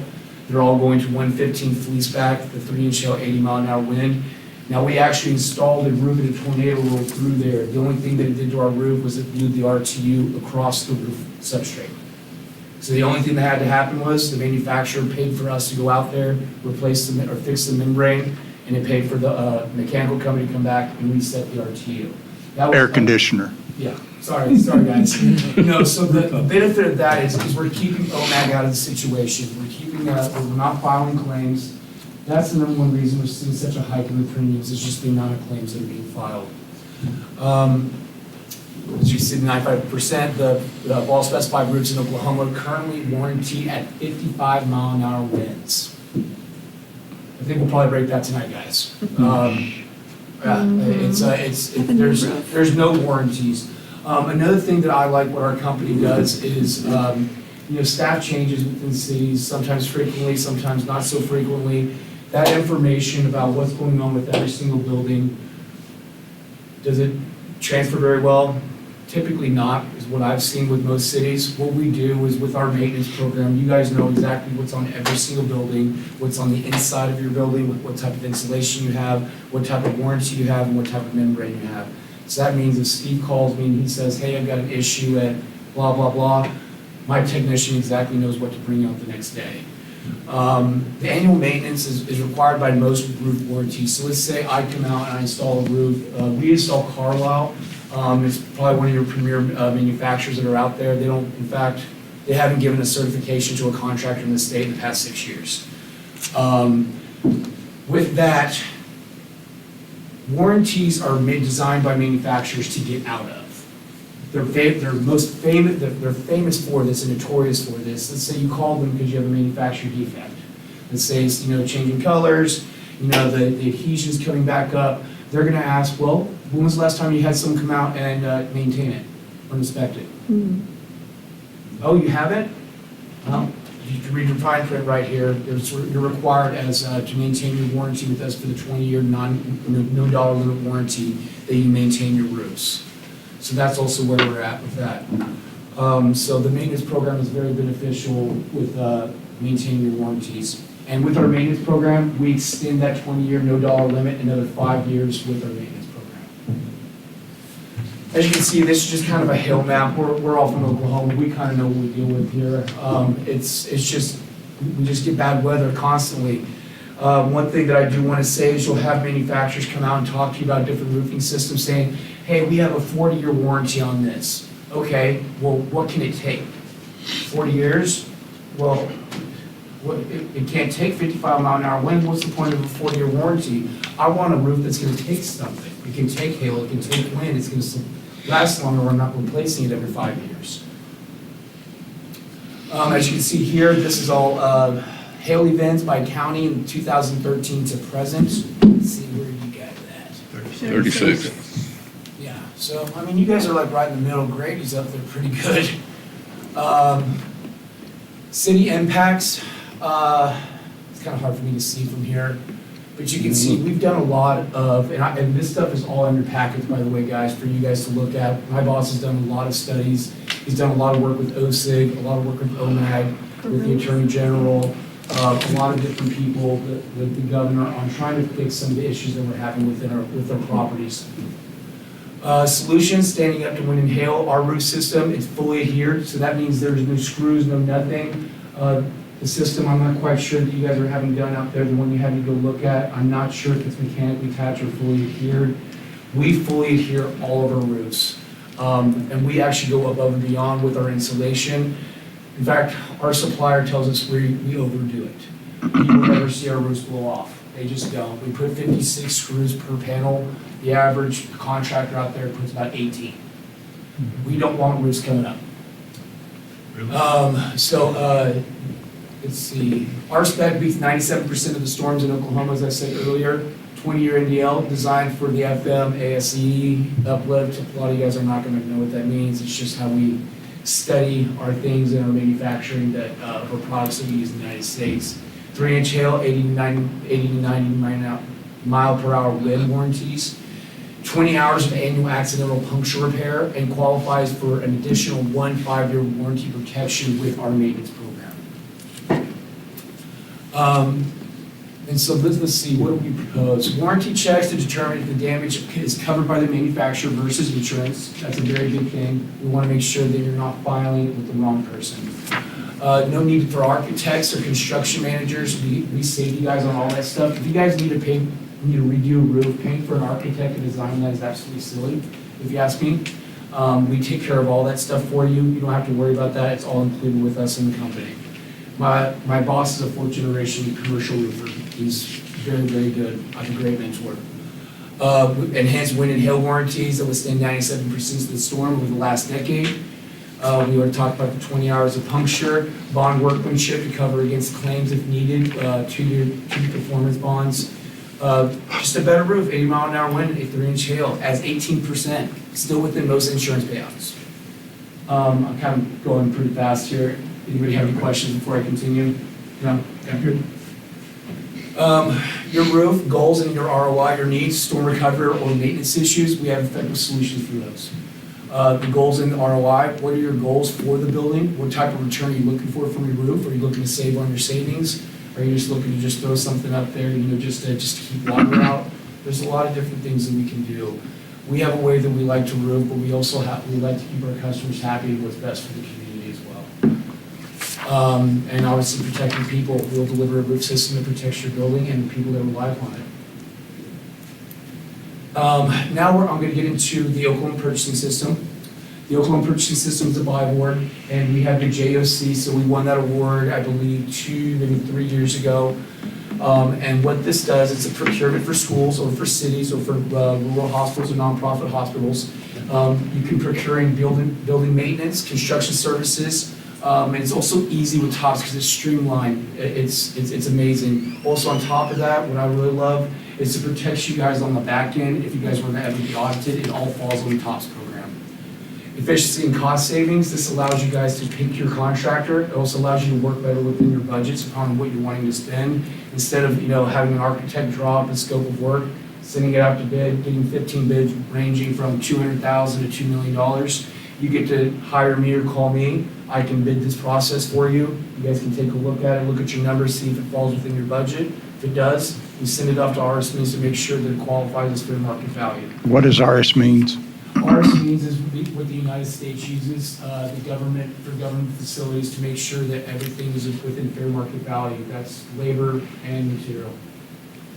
I know what it is. They need to know what. Sorry, that's what it is. It's so what typically, so it's used all across the United States. It's RS Means. We send, once you guys approve everything, I have to detail everything out on the scope of work, everything from the building, the material, the labor costs, all that stuff. I literally show my butt, for lack of better terms, to RS Means, and they make sure that I'm not breaking laws, I'm not taking more tax dollars than I should, and make sure that it's fair market value. Like I said, the only thing that can happen from RS Means is the number comes down because I'm a little too high. I've never had that. Any more questions about RS Means? What does RS stand for? Don't know. But if I give you a second, I can check Google. I'm just curious. Move on. The transparency and accountability, using TOPS assist public entities in demonstrating responsible use of public funds. It really does. The compliance ensures that procurement process is in compliance with state laws, reducing the risk of legal issues or disputes. Cost-effective facility management, access to job order contracts and TOPS improves cost-effectiveness, management of building and infrastructure. Another thing about the TOPS program, and the great thing that I can do, my poster child city that I do the most work with is the city of Cleveland. I've done everything from asphaltic streets with them to, they have a maintenance program for their roofs. I've replaced their roofs. I'm building an animal shelter for them right now. I can do a lot of things through TOPS. The extent as far as with municipalities, just ask me, and I just deal with Jay McAdams, who's the director of TOPS, I can find out if we can let it do it or not. Let's see. What else we got here? Maintenance, okay, so this is what our maintenance contract is, and this is what is in it. Yearly roof inspection report in the spring and 2 service visits per year in the spring and fall. We clean the roof of all debris, including broom cleaning areas where dirt and dust accumulate from ponding water, remove debris from drains, scuppers, gutters, secure drain cover bolts, inspect and advise owner if downspouts are clogged below roof line. Repair minor flashing, sheet metal counter flashing or penetrations in curbs, including pipes, vents, skylights, walls, HVAC units, etc. The wellness center that I was just out at, that would fall underneath the maintenance program. You would not receive an invoice from us, just for reference point.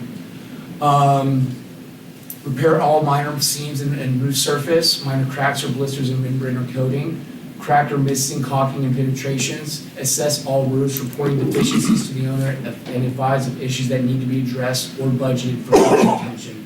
That right there, I think, is the most beneficial thing from the program because it leaves you guys unsurprised. There's no surprises coming your way. Whenever you guys hire us as your maintainer of your roofs, we come out, we go through every single building, and I'm going to grade them all. I'm going to let you know where we're at. Obviously, A, B, and C. C being the worst, B being that it's relatively new, it's being maintained. A, brand spanking new, looks great. C is obviously the one we got to worry about, but because it's under the maintenance program, we can keep you dried in at a very low rate, at 7 cents per square foot all year long. It keeps from people calling the state, from getting complaints because of water intrusion, and so on and so forth. It's a very cost-effective program. So is that a rubber roof? Is that what you're talking about, rubber roof? Is that what you're talking about? TPO, Yeah, okay. membrane. Yeah, Yes, sir. okay. And I've got some samples I was going to kind of show you guys here in a second, but I figured I'd get to the maintenance stuff here. The ESG Advantage side-by-side, 97% of storm survival rate, 10-year study. Competitors' basic code level systems. That's literally every single roof that I get on in this state is basic code roofing systems that were installed by two Chucks with a truck, for lack of better words. There are 20-year NDL and 5-year extension with our maintenance program. You usually have a 10 to 15-year limited coverage with whoever your installer is. 24-hour leak response guarantee, longer response times with any of our competitors. Insurance savings via risk reduction, higher premiums from frequent claims. We will limit the amount of claims that you guys file and hopefully move you guys from a bucket, in your OMAG by limiting the amount of claims that you guys have to file. Dedicated warranty and claim support, client managers. We have a great relationship with OMAG. We've never hired a PA. We've never hired a lawyer. We handle all of our supplements in-house and have never had any issues with OMAG or OC. Great relationships with both of them through my boss. Insurance cost savings in comparison.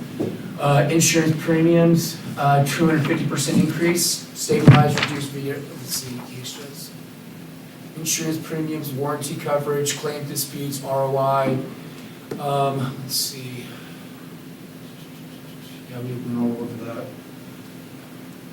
These are just some of the client success stories. I mean, we have, guys, I've got a list as far as you can see of cities and schools and hospitals we've done some work with that are just that we've helped out quite a bit. Why ESG now? Rising premiums and severe weather demand proactive solutions now. We deliver reliable systems, measurable savings, and end-to-end support. Schedule an assessment to protect your people, your property, and your budgets. And that's pretty much it, guys. What kind of panels are you using? I'm sorry? What kind of panels are you using? Are they foam or? Are you talking about for insulation? Yeah. ISO. Okay. Yeah, it's the same stuff. We use the manufacturer from Carlisle because we're certified with Carlisle. Everything is Carlisle Syntec. It's all ISO and it's all fiberglass facers. Okay. Now, what I brought around here for you guys to look at, what you guys are having installed right now is going to be, that's 60 mil. You guys can kind of see that's what you're getting right now out there. That's a 60 mil, and that's how much insulation you're getting. This is not up to code. I just checked your code. Your code is 4.2 inches. So what you guys would have to have on that roof up there to be to code is that plus 115. That's code. You guys are there. Why that is, I'm not quite sure. But that's just, I see it all over the place. We try to abide by the rules. We try to do things by the book. And doing that doesn't mean it has to be done right now. Doing things by the book, we can prolong and budget you guys to where you guys are getting things done correctly, and we're prolonging and giving your roofs a long time to be there, so where you guys can actually use your money in other places. And so I believe in your packets, I put a copy of your maintenance agreement, and should have your costs in there. I took off the shingles. I don't typically maintain shingles. It's not something that I would recommend. I think you guys should use that money elsewhere. And I think you had just about 11,000 square feet, I think, of shingles. A little more than that, but the total that we're getting on maintenance is a little over 310,000 square feet. That's right. So anyways, we run our fiscal years just with you and with schools, so July to June is when we do that. But if you guys wanted to get started, Kyle, I can text you what the rate would be if you wanted to get started right now. Yep. I know you guys have some building issues, and if you wanted us to get on the maintenance program earlier, we could, that's what I'm looking for. Thank you. Yeah, we would just prorate. Thanks, Mr. Mayor. We would just prorate for you guys. Outside of that, anybody have any questions for me? I do have a question. You said this and that should have 4 inches of foam under it. Is that code for everyone, or does everyone have to adopt that code? It differs by county. Okay. Yeah, so it differs by county. Everyone's a little bit different. So that's why on the way up here, I double checked that, and it's 4.2 inches. Now, depending upon the roofing system, it can come down to 3 inches, but that's strictly if it's architectural weight, things like that. Those things kind of come into play. There are kind of, there's gray areas, if you will, but typically that's what you want to be at code. Now, as far as what's going on out there with, I believe it's a Lindy building, is that right? It's being roofed right now? The South Wrangler building. Yeah, I'm just gonna try to just, that I don't like bad mouthing contractors and everything. It's not that I think that they're doing a good, a bad job or anything, but we don't do change orders. When you have $200,000 to $1.2 million, it's a red flag to me. And so when you go with the lower bid, the guy, if it were me, and I've been doing this for 15 years, the reason they do that is they were counting on that change order. It's just, I hope that's not the case, but typically that's what you see, because we ran the math with him. The material alone was about what that roof cost, pretty dang close. So I went out there, the roof itself looks great. They're doing a good job installing it. I just hate to see that you guys are having to do change orders like that. But through the TOPS program, anything that you run through us, whether it be a auditorium rehab, a roof system, what have you, there are no change orders. So that's right up there. I have a question, I'm sorry, go ahead. So this will be, I think I saw in here, it's for all city buildings. The contract is for all city buildings, correct? Minus the shingles. For example, the softball quad, the animal shelter, those are shingled buildings. Okay. Basically, the flat roofs and a few of the metal. Okay. And then who maintains our roofs today? How do we do don't. that today? We just don't. We don't. And that's, frankly, the most frustrating part for me. I hate being in a reactive position. And every time our roofs, I'm having to react instead of being proactive. So when I found Jay at a city managers conference and he was talking about being proactive, I kind of perked up. Well, you see a lot of people at conferences. I took the time to go find out more from OMAG, who is our insurer, and other communities and schools. And I met with the TOPS people that he's talking about, and I'm convinced that this is the way to go. Because now Matt's got a leak out there now in his new roof. We've got a lot of new roofs after the tornado, and we got a lot of issues. I mean, we've had them in here. And without somebody that knows roofing and can get up there and say, oh, well, that seam, that's no longer glued down, I can tell just by looking. I don't know it. Our maintenance guy, he's not a roofer. So we've got to have somebody that's in the business that can go up there and help us identify issues before they become issues. And that's where I'm at. That's what I'm asking for tonight, is just to give us a maintenance program that's proactive. Can I ask a question? Do you guys have any idea about what we spent in repair work on roofs last year? Jay? I'm just kidding. I don't know who would know that. You think it was? Well, if you don't include all the lawsuit, I'm not joking. It's not funny to me. I know it is for you, but yeah, the lawsuits that we've been in over roofing, I've spent so many hours in depositions trying to understand why we missed it. What should have been caught, exactly what you're talking about is, well, did you read the fine print? Well, that's not a very reputable way to do business. So I'm just encouraging our city council, let's get this maintenance program. It's affordable. With the maintenance program also, you guys, so let's say you guys are wanting to design something. You guys have some ideas, you guys are going for bonds, you guys are going for whatever. It's a free service of me for me to come out and write a scope of work for you and give you pricing. No charge at all. I also can award things as well. So let's say you have a local contractor that you guys like to work with, but he can never win a bid because whether he doesn't have the capital, he just doesn't have the means to get it done correctly, he doesn't have the right insurance, what have you, but you guys want to keep the money. With my JOC certification in the state with the local purchasing system, I can award that to him. So that's also another benefit of working with us as well. The bid process can be quite annoying. I want to learn more about this roof not being up to code. And Say the fact that again? you were able to just take one look at it and know, and then go find it really quickly, that concerns me that you were able to identify it that quickly, but Well, we I have didn't the same somehow? material rep as the company that's working on that roof. My boss has been doing this a very long time, and I went out there, Steve asked me to go out there and take a look at things. I know the contractor, he's not a bad contractor, he sold you guys exactly what he's putting up there. Whether, the code situation is something that he had lack of knowledge in, or what, that's neither here nor there, but that's what you got going on up there. No. So are you saying you're using adhesive on the seams, or are you welding the seams together? The seams are always welded. Okay. Seams welded, we adhere the actual membrane to the fiberglass facer. Okay. And then screws are used to attach. Attach that to the, actual okay, decking. so you're using a welder for the seams? Oh, 100%. Okay. And then, on all of our, repair work, we water test first before you show up. To identify, we will literally flood the roof until we find out where that leak is. We repair the leak.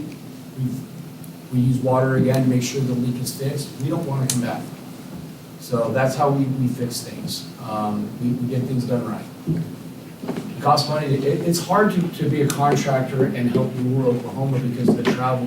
My boss has done a very, very good job of doing so. Yeah, and back to one more thing on that code. Can there be a different county code versus a city code? I don't know. I don't know, sir. I could not tell you that. I just know what I looked up as far as for Seminole. Seminole County? I just typed in Seminole. I didn't type in county or city. Like I said, I don't think someone's gonna come banging down your door and you guys are gonna get in a boatload of trouble because it's not up to code. That's not what I'm saying here. I think ours is less than that, but also, I believe that's also what our warranty states as well, that we only have to have 2 inches on that. Okay. So I don't believe they would probably give us a warranty if, in fact, we were that much out of line, because there's no way to guarantee it would hold up Sure. under their warranty, whatever they spec. Yeah, So- and I don't know what manufacturer and things like that. I Just know- making sure, I just don't want to alarm anyone that, Yeah, to make someone think that we've done something wrong. no, because- you guys have 100% not done anything wrong. This happens every single day. Literally every single day in the state, all over the state, change orders, things like this. He was stating, that it got saturated by the snow. Like I said, he said he did his due diligence by taking 3 core samples. I'm telling you, that size of that roof, to find 3 core samples, it needed a thermal imaging scan of the roof, which is what we Yeah, do before. so, we do any sort of- Jay, they don't know what you're talking about. I'm halfway with you, bro. I used to do this. I used to do this. That's why I'm asking about the rubber roof and all that stuff, so no, you're good. Oh, I'm sorry. I apologize about that, Steve.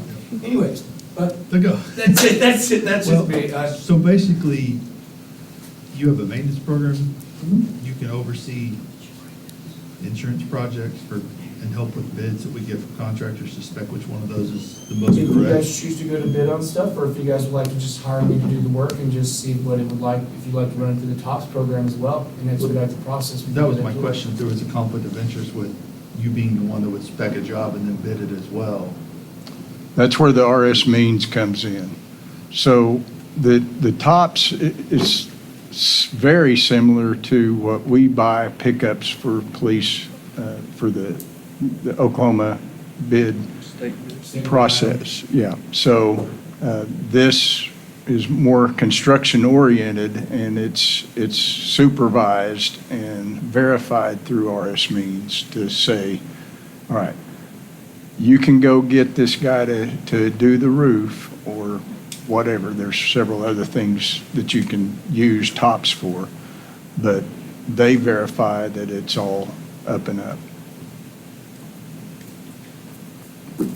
Our major challenge, guys and girls, is that we don't know how to spec these things. That's the major problem. We're not roofers. We can get an architect who knows less than me about what to put in it. And we need somebody on the ground that has done it and has gotten up there and knows what they're talking about to be able to spec it and to give us accurate costs.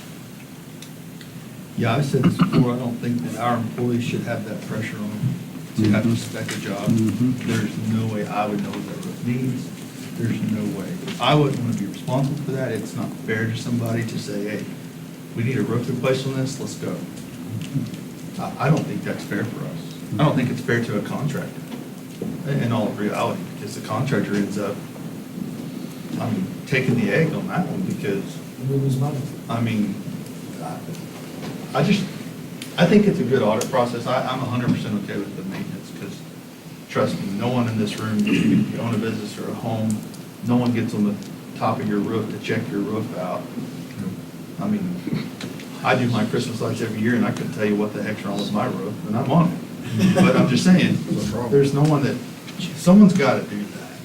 And I just think that, I think you guys will see a great benefit in the maintenance program, and any issues that you guys see, like I said, it's a 24-hour response time, and you guys get a very detailed report. Any single, let's say you just call me for a leak when it's outside of like your actual visits, we come out to fix that leak, we do a full inspection on that roof again, and then we send you another report. So anytime we come out here, you get a full detailed report. How do you fix leaks? What are you using? Are you using the extruder, using a heat gun with the patch, or how are you doing it? It depends on what the system is, but if it's a TPO, what we do, if it's a puncture hole, what we do is we gotta clean the surface first and Right. we weld it down. Okay. So, yeah, we don't use caulking, we don't use stuff like that. It's, because it's a warranty roof, it has to be done right. Okay. So today we just need to move forward with an approval for this agreement, is what we're looking for. Yes, preferably real quick, because the hail's almost here. I just looked at that. I just looked at that, so I'm like, let's move this on. Because there's a big orange and green block headed right this way. Come on, have a pen. Yeah, I just wanted to say, so part of the local purchasing system, we are a group of contractors. They're all certified, we have to clear through the state, we pay to work for you guys. So we take our jobs very seriously, we take your money, the tax dollar very, very seriously. And so I just wanted to let you know if there's ever any sort of scope, or if there's any sort of trade that you're looking for, the TOPS program has it for you. Everything from water filtration systems, all sorts of stuff. A lot of the stuff you guys have been talking about today, you can call Jay McAdams and he can get you a contractor out here. My question is always, where's the money come from to pay for that? Where do we get you'll have that? to rebudget that. Is that a budget item that's coming up pretty quick? Yes. We only got, what, 2 months? Yeah. 3 months? So that's another $22,000 taken from some, and I agree, I'm not mad about it, I'm just saying. We'll authorize it as long as you give us those months for free. I wasn't kidding. Where's my phone? Hey, the insurance salesman. You have till 9 o'clock to give me an answer. Do we have a? So what we're talking about is prorating through the end of this year, this fiscal year, so through June 30, or waiting until the new budget year and approving the contract. So you're talking about 4 months. Oh, big tornadoes hit May, don't they? That's smart anymore. Well, I think one of the issues that we might consider is that this is fixing to head into rain season. So, I mean, if you can get to all those roofs and get a report on and see what's going on with them before it rains, that'd be awesome. You got about 20 minutes. We're really out. Yeah. I'm not Like, sure he's really. gonna cape on that Got 20 anywhere. minutes. So you do an inspection in the spring and fall, correct? We do inspection in the spring and the fall, and then I come out and I do my own personal inspection on that as well. Okay. So we come out 2 times a year. And then you give us a report on what you find. So we'll get a report from you twice a year. You'll get a, yes, and then, like I said, anytime you call us out here for an emergency, you get a report on that building as well. Okay. So, yeah, every single time, anytime one of us shows up, one of our techs shows up, you will give her a report on wherever he is. Okay, great. I love the concept, I think it's a great concept, So I think for the, what was the prorated, $5,500, I think it was for. Your fireworks could pay for this, That's right. FYI. They're not just my fireworks, they're your fireworks. I didn't vote for it, so. You know, when you do this type of thing on You can't your watch it. phone, the insurance normally gives you a break. Is there anything OMAG is doing for cities who sign up for something like this? Great question. I had a meeting with their risk assessment manager at CMAO. Yeah. He was very intrigued with our programs that we're doing. There's nothing in stone, but I can tell you that there are people talking about helping schools and cities out by installing better roofing systems and having maintenance programs. That's all I can say. But nothing has happened as of yet. I know that like on the residential side and stuff, like if you upgrade your roofs and stuff, if you're like class 4 shingle and things like that, they'll give you a break on your premiums. Why should you not have that same thing with a commercial roof? So my boss, who was very heavy at the Capitol, that's what he's working on, incessantly. He's also gotten rid of a lot of the stuff that these roofing contractors are doing, these contingency contracts, like, hey, sign this, I'll get it all paid for by insurance, and then we'll sit down afterwards, but if you sign this, I get the work. Exactly. Don't do that. It's gone. Boss man got rid of it. Tell that every day. Contract has a dollar amount at the bottom. Just a quick question on the What was the- agreement. It says ESG will respond to the leak within 24 hours. Respond means you will be on site, or does that mean you will answer the phone? No, so we'll be on site. You'll be on site? Yeah. I like her. Good question. Sorry. Good question. All right. That's a good Do we have question. any other questions? So, Respond can mean do we anything. have a motion? Anybody want to carry that motion? Pro rata deal, the 5,000? That or just to start at new budget year? Whichever one you guys feel you want to do. Kind of like a pro rata deal. Yeah. Me too. Yeah. Me too. Especially the time of the year we're in. Let's do it now. Okay. Does someone want to? I'll make the motion that we accept effective immediately with the prorated rate for this year. Okay. I'll second that. All right, Jay, you got a roll call? Trace Connor? Yes. Dana Miller? Yes. Larry Church? Yes. Scott Rossman? Yes. Chris Anson? Yes. Jeff Nance? Yes. Motion passes. Either, I think, is there, did we get all city Jay, I hope you buildings? could do all that stuff you just said you could do. Did we get all city buildings? Because isn't that one the producer's housing? Isn't that a city building? And it's a flat roof, I believe. Thank you for sharing. Yes, and it's not on here. Is that something we could? Because I'm lost. You're right. Yeah, Jesus? Thank you, sir. He's all my people. All right. Thank you. Okay. Thank you. Thank you. We'll expect a invoice and a credit. Thank See you. ya. All right, moving on to item 8, consideration and possible action to authorize the mayor to sign a letter of support for upgrades to the 911 center. Don't know why we would not do this. Let's do it. Let's do it. Congratulations. Motion. Motion. Second. All right. Jay, roll call? Trace Connor? Yes. Dana Miller? Yes. Larry Church? Yes. Scott Rossman? Yes. Chris Anson? Yes. Jeff Nance? Yes. Motion passes. All right, item 9, consideration and possible action to approve conveying the title of 600 North Harvey Road, the South Wrangler Building, to the Seminole Economic Development Council with the intent of selling the building for purposes of generating funds to continue economic development efforts. Is that the Hayes Axel building? No, it's the. The old it's Wrangler building? South Oh, Wrangler, Oh, I South spent 10 years of my Wrangler life in building. that building. Thanks, Jay. The old cutting You room. will be safe. Yeah, exactly, the old cutting room. Yeah, I spent 10 years in that building, looking out that door. Couldn't get ready to get fast enough, could they? You're wanting to do what with it? Sell it. Sell it to who? We're giving it to who? I'm sorry. Okay, so right after Wrangler downsized, the Economic Development Administration took a grant from SEDC.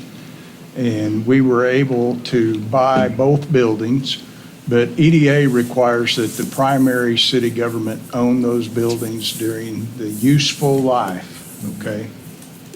However, in the same paperwork, they dictate to you that it can only be used for job creation purposes, economic development activity. So what ended up happening was SEDC has managed this, and for example, they're the ones putting the new roof on right now on this building that you're looking at. They've paid for all the plumbing, the things that are going on in that building for this. We've had several, for years and years, it's been an incubator, what we call a business incubator. And you probably remember the sign that's out there advertising it as a business incubator. We've had several companies, including R.W. Lyle, and now we've got Emerald 66 in that building. And we are, we need to, it's at the end of its useful life. That's the best way to term it. And it's valuable to the company that's in there. I think the next step, if you guys do agree to let SEDC have the building, the next step will be to get it appraised and offer it to the current employer that we've got in there. They've expressed interest in buying it. Yes, sir. So do you need an action for approval to give them the approval to sell it or to do what they need to do? Yes. Okay. So moved. Scott, do it. So moved, so moved, so moved. We're like, I thought you were just gonna go over that. that's what I was waiting on. It. Bueller? Second. Okay, Jay. Trace Connor, Yes. Dana Miller, Yes. Larry Church, Yes. Scott Rossman. Yes. Chris Anson. Yes. Jeff Nance. Yes, sir. Motion passes. All right, moving on to item 10, discussion regarding data centers. So just be really quickly, because I know we have hail coming, and I want to get my car in the garage right away. So this really just came up from an issue that was going on within the Seminole Nation.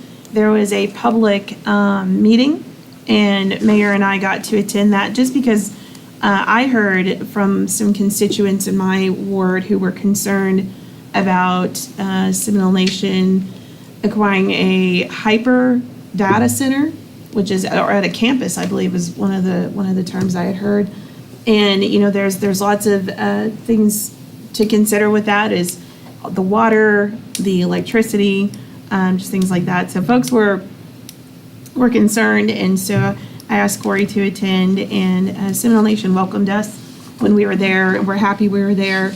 But that got me thinking a little bit more, and we don't really have to have a whole discussion today, but just to make sure it's on everybody's radar, to just kind of be thinking about, you know, if we're approached or with those data center companies are coming into our town, what are they, how are they dealing with us? What are they promising us? You know, it's pretty, not controversial, but it gets a lot of people's attention. And so I want to make sure that it's on our radar. You might be hearing some more about it from your constituents if things at the tribal level move forward. I don't think they are. I think it was removed from their agenda altogether because of the uproar from their citizens. So, but what that did was, at that time, Steve, I'll just be transparent. I was texting Steve and I was like, hey, what is the city doing, if anything, with data centers? And it sounded like Steve is having quite a few conversations. And so I just wanted to have, just again, full transparency, to see what it is that, as far as city officials, what's coming across our table. I haven't seen anything, but maybe I have, I'm not sure. So I just wanted just a real quick, very quick update, Steve, on anything that you're working on. So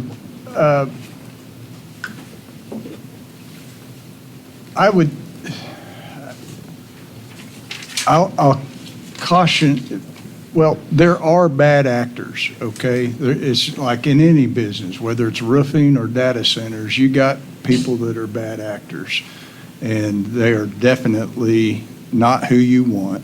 So you do have to be very careful who you're working with.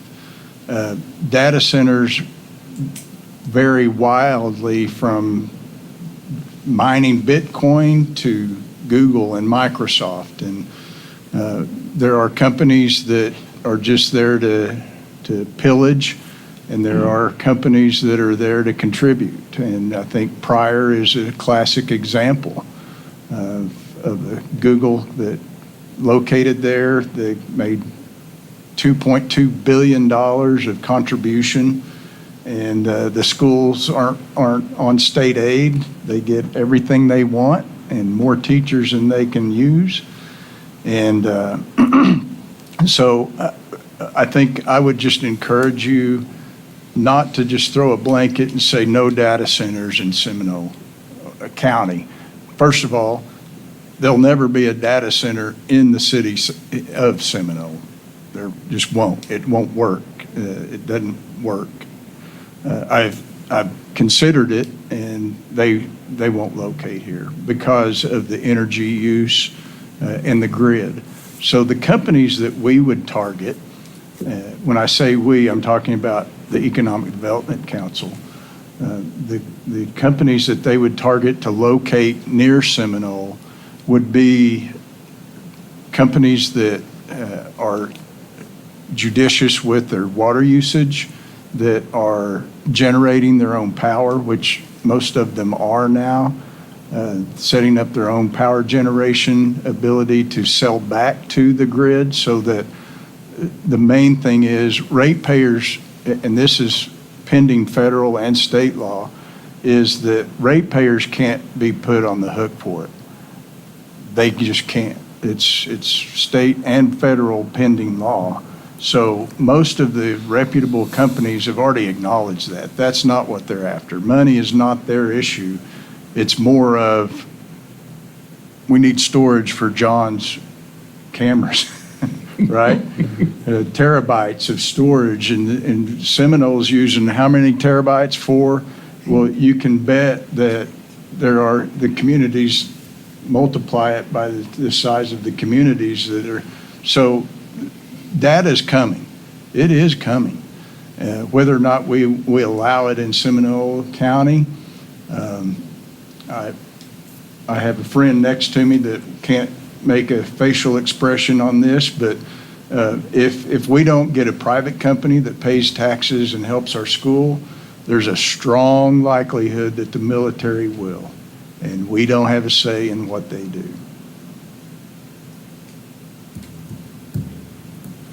So I think that probably from your conversation that night, I think that probably just an illustration of all the different types of data centers maybe that are out there and what they do. If you have someone maybe in your contacts that would get that for us, I think that would help. Just to give us an indication of what type. That may have been a specific type they were referencing that is terrible, I don't know. Or maybe it's true, or maybe there's just 70 different types of data centers, I don't know. So, are you asking for company names that are looking? No, just different types of, I'm not asking for names, just different, what are the different types of data centers and how they affect the environment? I think that would be the best. They use a lot of water. They use a lot of water. A lot of water. And that water, So- and if you see what Earlsboro has been through, I don't want to be in that situation. And I do understand that, you know, the economic, the promises, and that's what we had learned at that presentation was a lot of them will promise you, we're going to fund schools, we're going to fund infrastructure, but out on the other end, they use all your water, they overwork the grid, and while it does, we can't directly pay for that. When the grid has to be increased, those rates are going to come back to the consumers. They can't. In the meantime, we have to deal with rolling blackouts. We have to deal with sharing our electricity. The hyper center that we were looking at or that we had heard about, they use, what I saw was 100,000, they use the same amount of energy as 100,000 households, just one data center. I don't even think we have 100,000 households, definitely not in the city of Seminole. How is that going to work?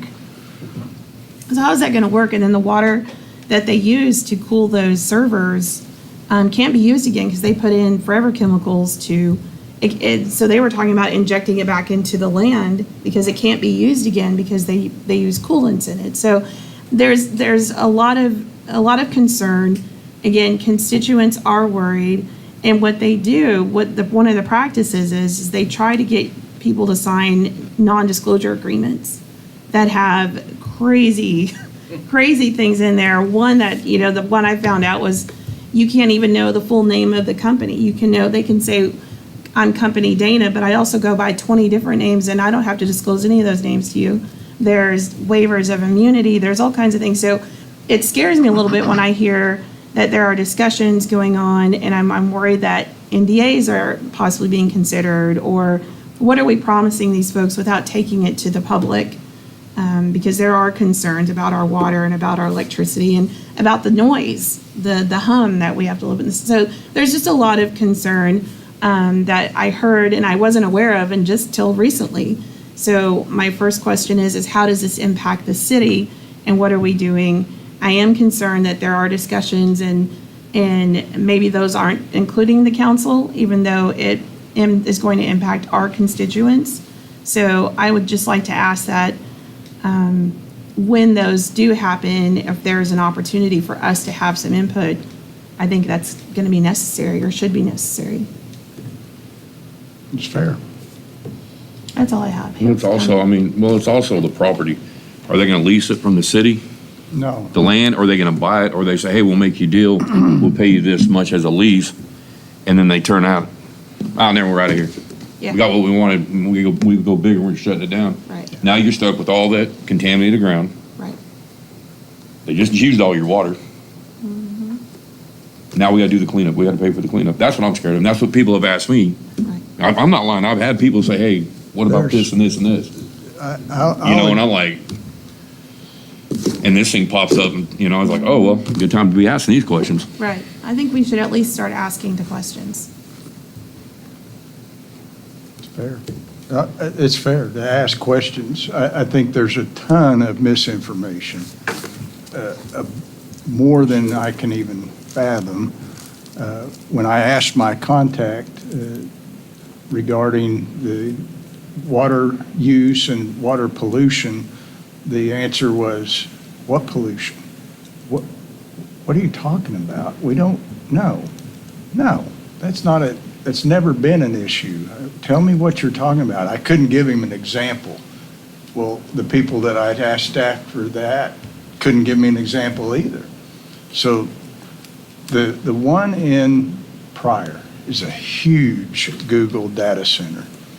It uses about 1.5 times the amount of water that goes on a golf course.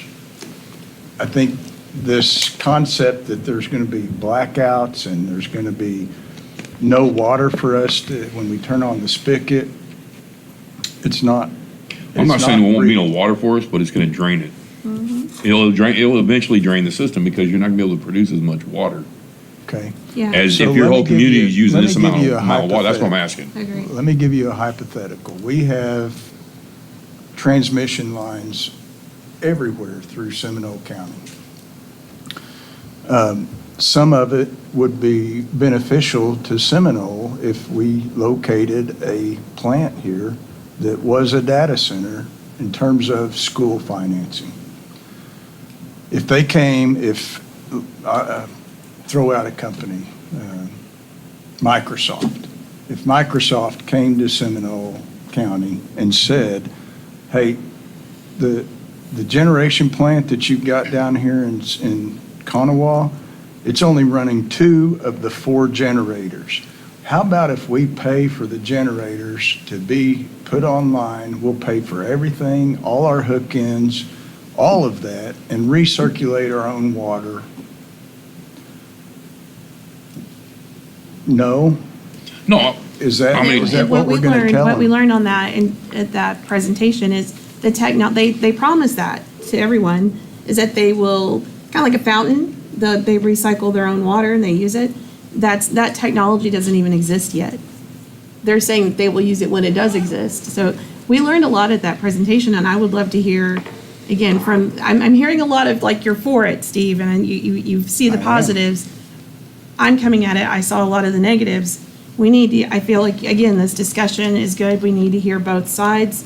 Because again, at the end of the day, this does impact where we live and who we have to share our resources with and what we're willing to give up for it. So again, our constituents are concerned and interested, and I think this is just scratching the surface. And I would like to hear more about what the Economic Council is doing. And I'm sure hoping that they're not signing signing NDAs on behalf of the people of this town. You have to be wise about what you do, but we're also looking at trying to get people out of poverty. And those jobs are good paying jobs. They don't have, from what I understand, they don't have, the construction jobs are just about it. And then after that, it's nominally staffed. The computers run themselves. Is what they say. So that's why I said, I think it'd be a great idea, whoever. I'd love to know more about it, because I don't know Yeah. anything about it. Agreed. at all. So Agreed. whatever you can break down as far as information, what type of data centers that are being looked at that you know about. Let's get some information on it, and let's break it down to see, this may be something that was specific to that particular type of data center. I don't know. But either way, I don't know the difference between, besides what the information they gave. Yeah, I don't know. I don't know if it's true or not. So let's do, I would just like to have some sort of breakdown of what we're looking at, what they say it will or won't do. I'm not supposed to homework, because I don't know. Are we in a hurry here? That was all. I mean, I think. I mean, is this something that if we No, don't act on it no, pretty it is not quickly- imminent. It's just a discussion. Oh, yeah, well, I understand it's just a discussion, but is it something that is, if there's not some action taken fairly soon, this market will go away, or? Okay. It's only gonna get bigger. Then how about, like what the mayor says, we just have some people come and talk to us about what it is. I don't know if that's possible. It's not. Is it- isn't? It's Okay. not. It's All right. not realistic. They don't disclose locations in That's the first advance. thing to be concerned about. Yeah, that's true. Yep. Well, I think that's probably true with a lot of industry. All the industry. Yeah. I sign NDAs every week, Uh-huh. practically, for people that are looking for locations. So where Not data will we centers. find good information about what data centers have done? Talk to people from Prior? A non-AI Google search. Yeah, Is it Pryor. all the information? Speak to Pryor. Heck, yeah. I can get Pryor to come, someone from Pryor to come talk to you about what Google has done for them. Something like that would be nice, I think. Sure. You bet. We can do it. And on the other end, I would like to also bring in, I mean, if we're gonna do that, then I wanna bring in somebody who can talk. I really like the presentation that we received, which is kind of the dangers and who to be looking out for, because Who did yours? Who did the one? it wasn't my present, it was No, I know who the did Seminole that. Nation. I don't know their names. One was an attorney and one worked for the environment. Great Nation Native Environmental, environmental something. I something. don't know what it, exactly what that is. Because what they're doing, what we heard, is that they're targeting small towns and tribes. And that's, That particular group was. Mhm.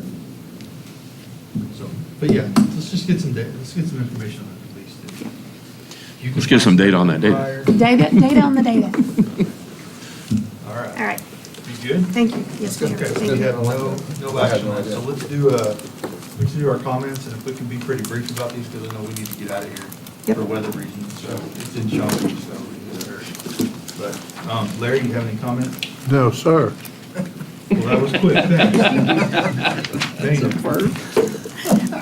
No, just other than working on a walk audit, TSET and AERP have been generous enough to offer after I reached out to them for a walk audit to determine what our infrastructure needs are to make our city more walkable, specifically Ward 1, but we can definitely look at other wards as well. So what I'm doing now is putting it together, a group of, we literally just walk in a group and kind of take note on what it is that we need. I've also just kind of parallel with that, Arts Council has offered and is interested in painting crosswalks for us. And so they want to present Steve and Corey Mayer the next month, I believe, and on their request for funds to do some artwork on the crosswalks for us. And I'll give more information on the walk audit later. That's all I have. We need one right by your house. All right, we have no John Kramer, no Jolene. Scott? City just keep doing what they're doing. That's all I gotta say. I wanna get out of here because, yes, You don't want your vehicle to get held on? it's going to, I don't have a garage, so it don't matter. The tree was right back there. Yeah, get a tree. Find a tree. Just, like always, thankful for being here. Appreciate you guys. Love you guys. Love my city. Grateful for you. All of that. Chris? What you said, times 2. Okay. Trace? We got a whole list over here. From Got a jag going on. From a former councilman, it says, a note to my friend, Councilman Carter, read this at City Council and Mr. Saxon. When he was sitting on council, he recommended a stop sign on the corner of Carson and John Street. His wife remembers our address as Johnny Carson Corner. Haha, 2 years ago, I borrowed a speed gun, clocked cars 50 plus, 163, most 40, 45. With living on that corner most, I've seen 3 wrecks and twice kids chasing balls almost get hit bad. Thanks to Mr. Saxon and City Council, a stop sign was installed. Now we have 3 families with several children walking and playing on the street. I can assure you, they thank you.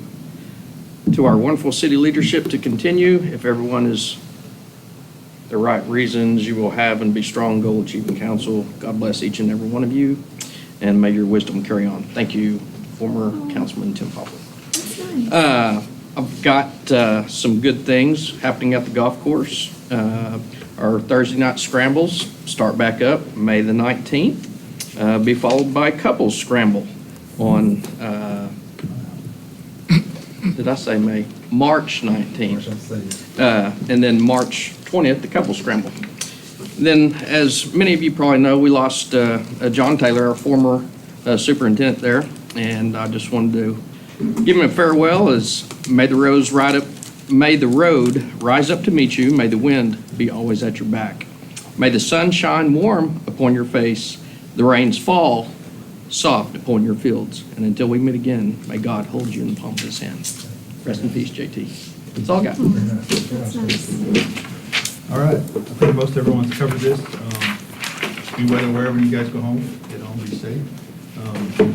Just one note, not only is Impact doing a lot, but there are other people in this community that are doing a lot for our people, so it's appreciated. The church is doing meals, the people just being kind and generous, so it's very appreciative. So it's really all I have. I'll let Steve and Brad hash this out so They're watching the weather.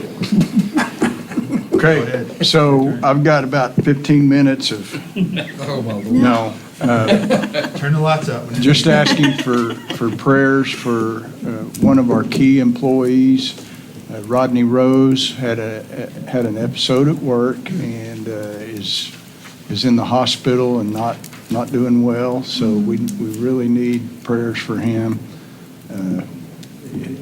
It's going to be a long road, so just keep him in your thoughts and prayers. This coming Thursday at 2 p.m., we're having a check presentation. I'd love to have all of you there. Stephanie Bice, our Congresswoman, will be here at the Haney Center doing a check presentation to our mayor for the upgrade in the wastewater lift station behind the high school. So ironically, the brand-new water tower is underway. So the grubbing has been, and I think there's a picture. So right there, the very top of your screen is the dormitory of the Seminole State College, and you recognize the housing addition up there in the top of the screen. So all the grubbing, the entry road is in place. It's gated, of course, but if anybody wants to go up there, just give me a call. We'll make a track up there. So Stephanie Bice was also key in getting money allocated through the EPA. And we've danced through all the hoops that EPA has, and now we've started work. And congratulations to all of my staff, Sharon and especially Bryant, for getting us to the point, and Samantha Evans.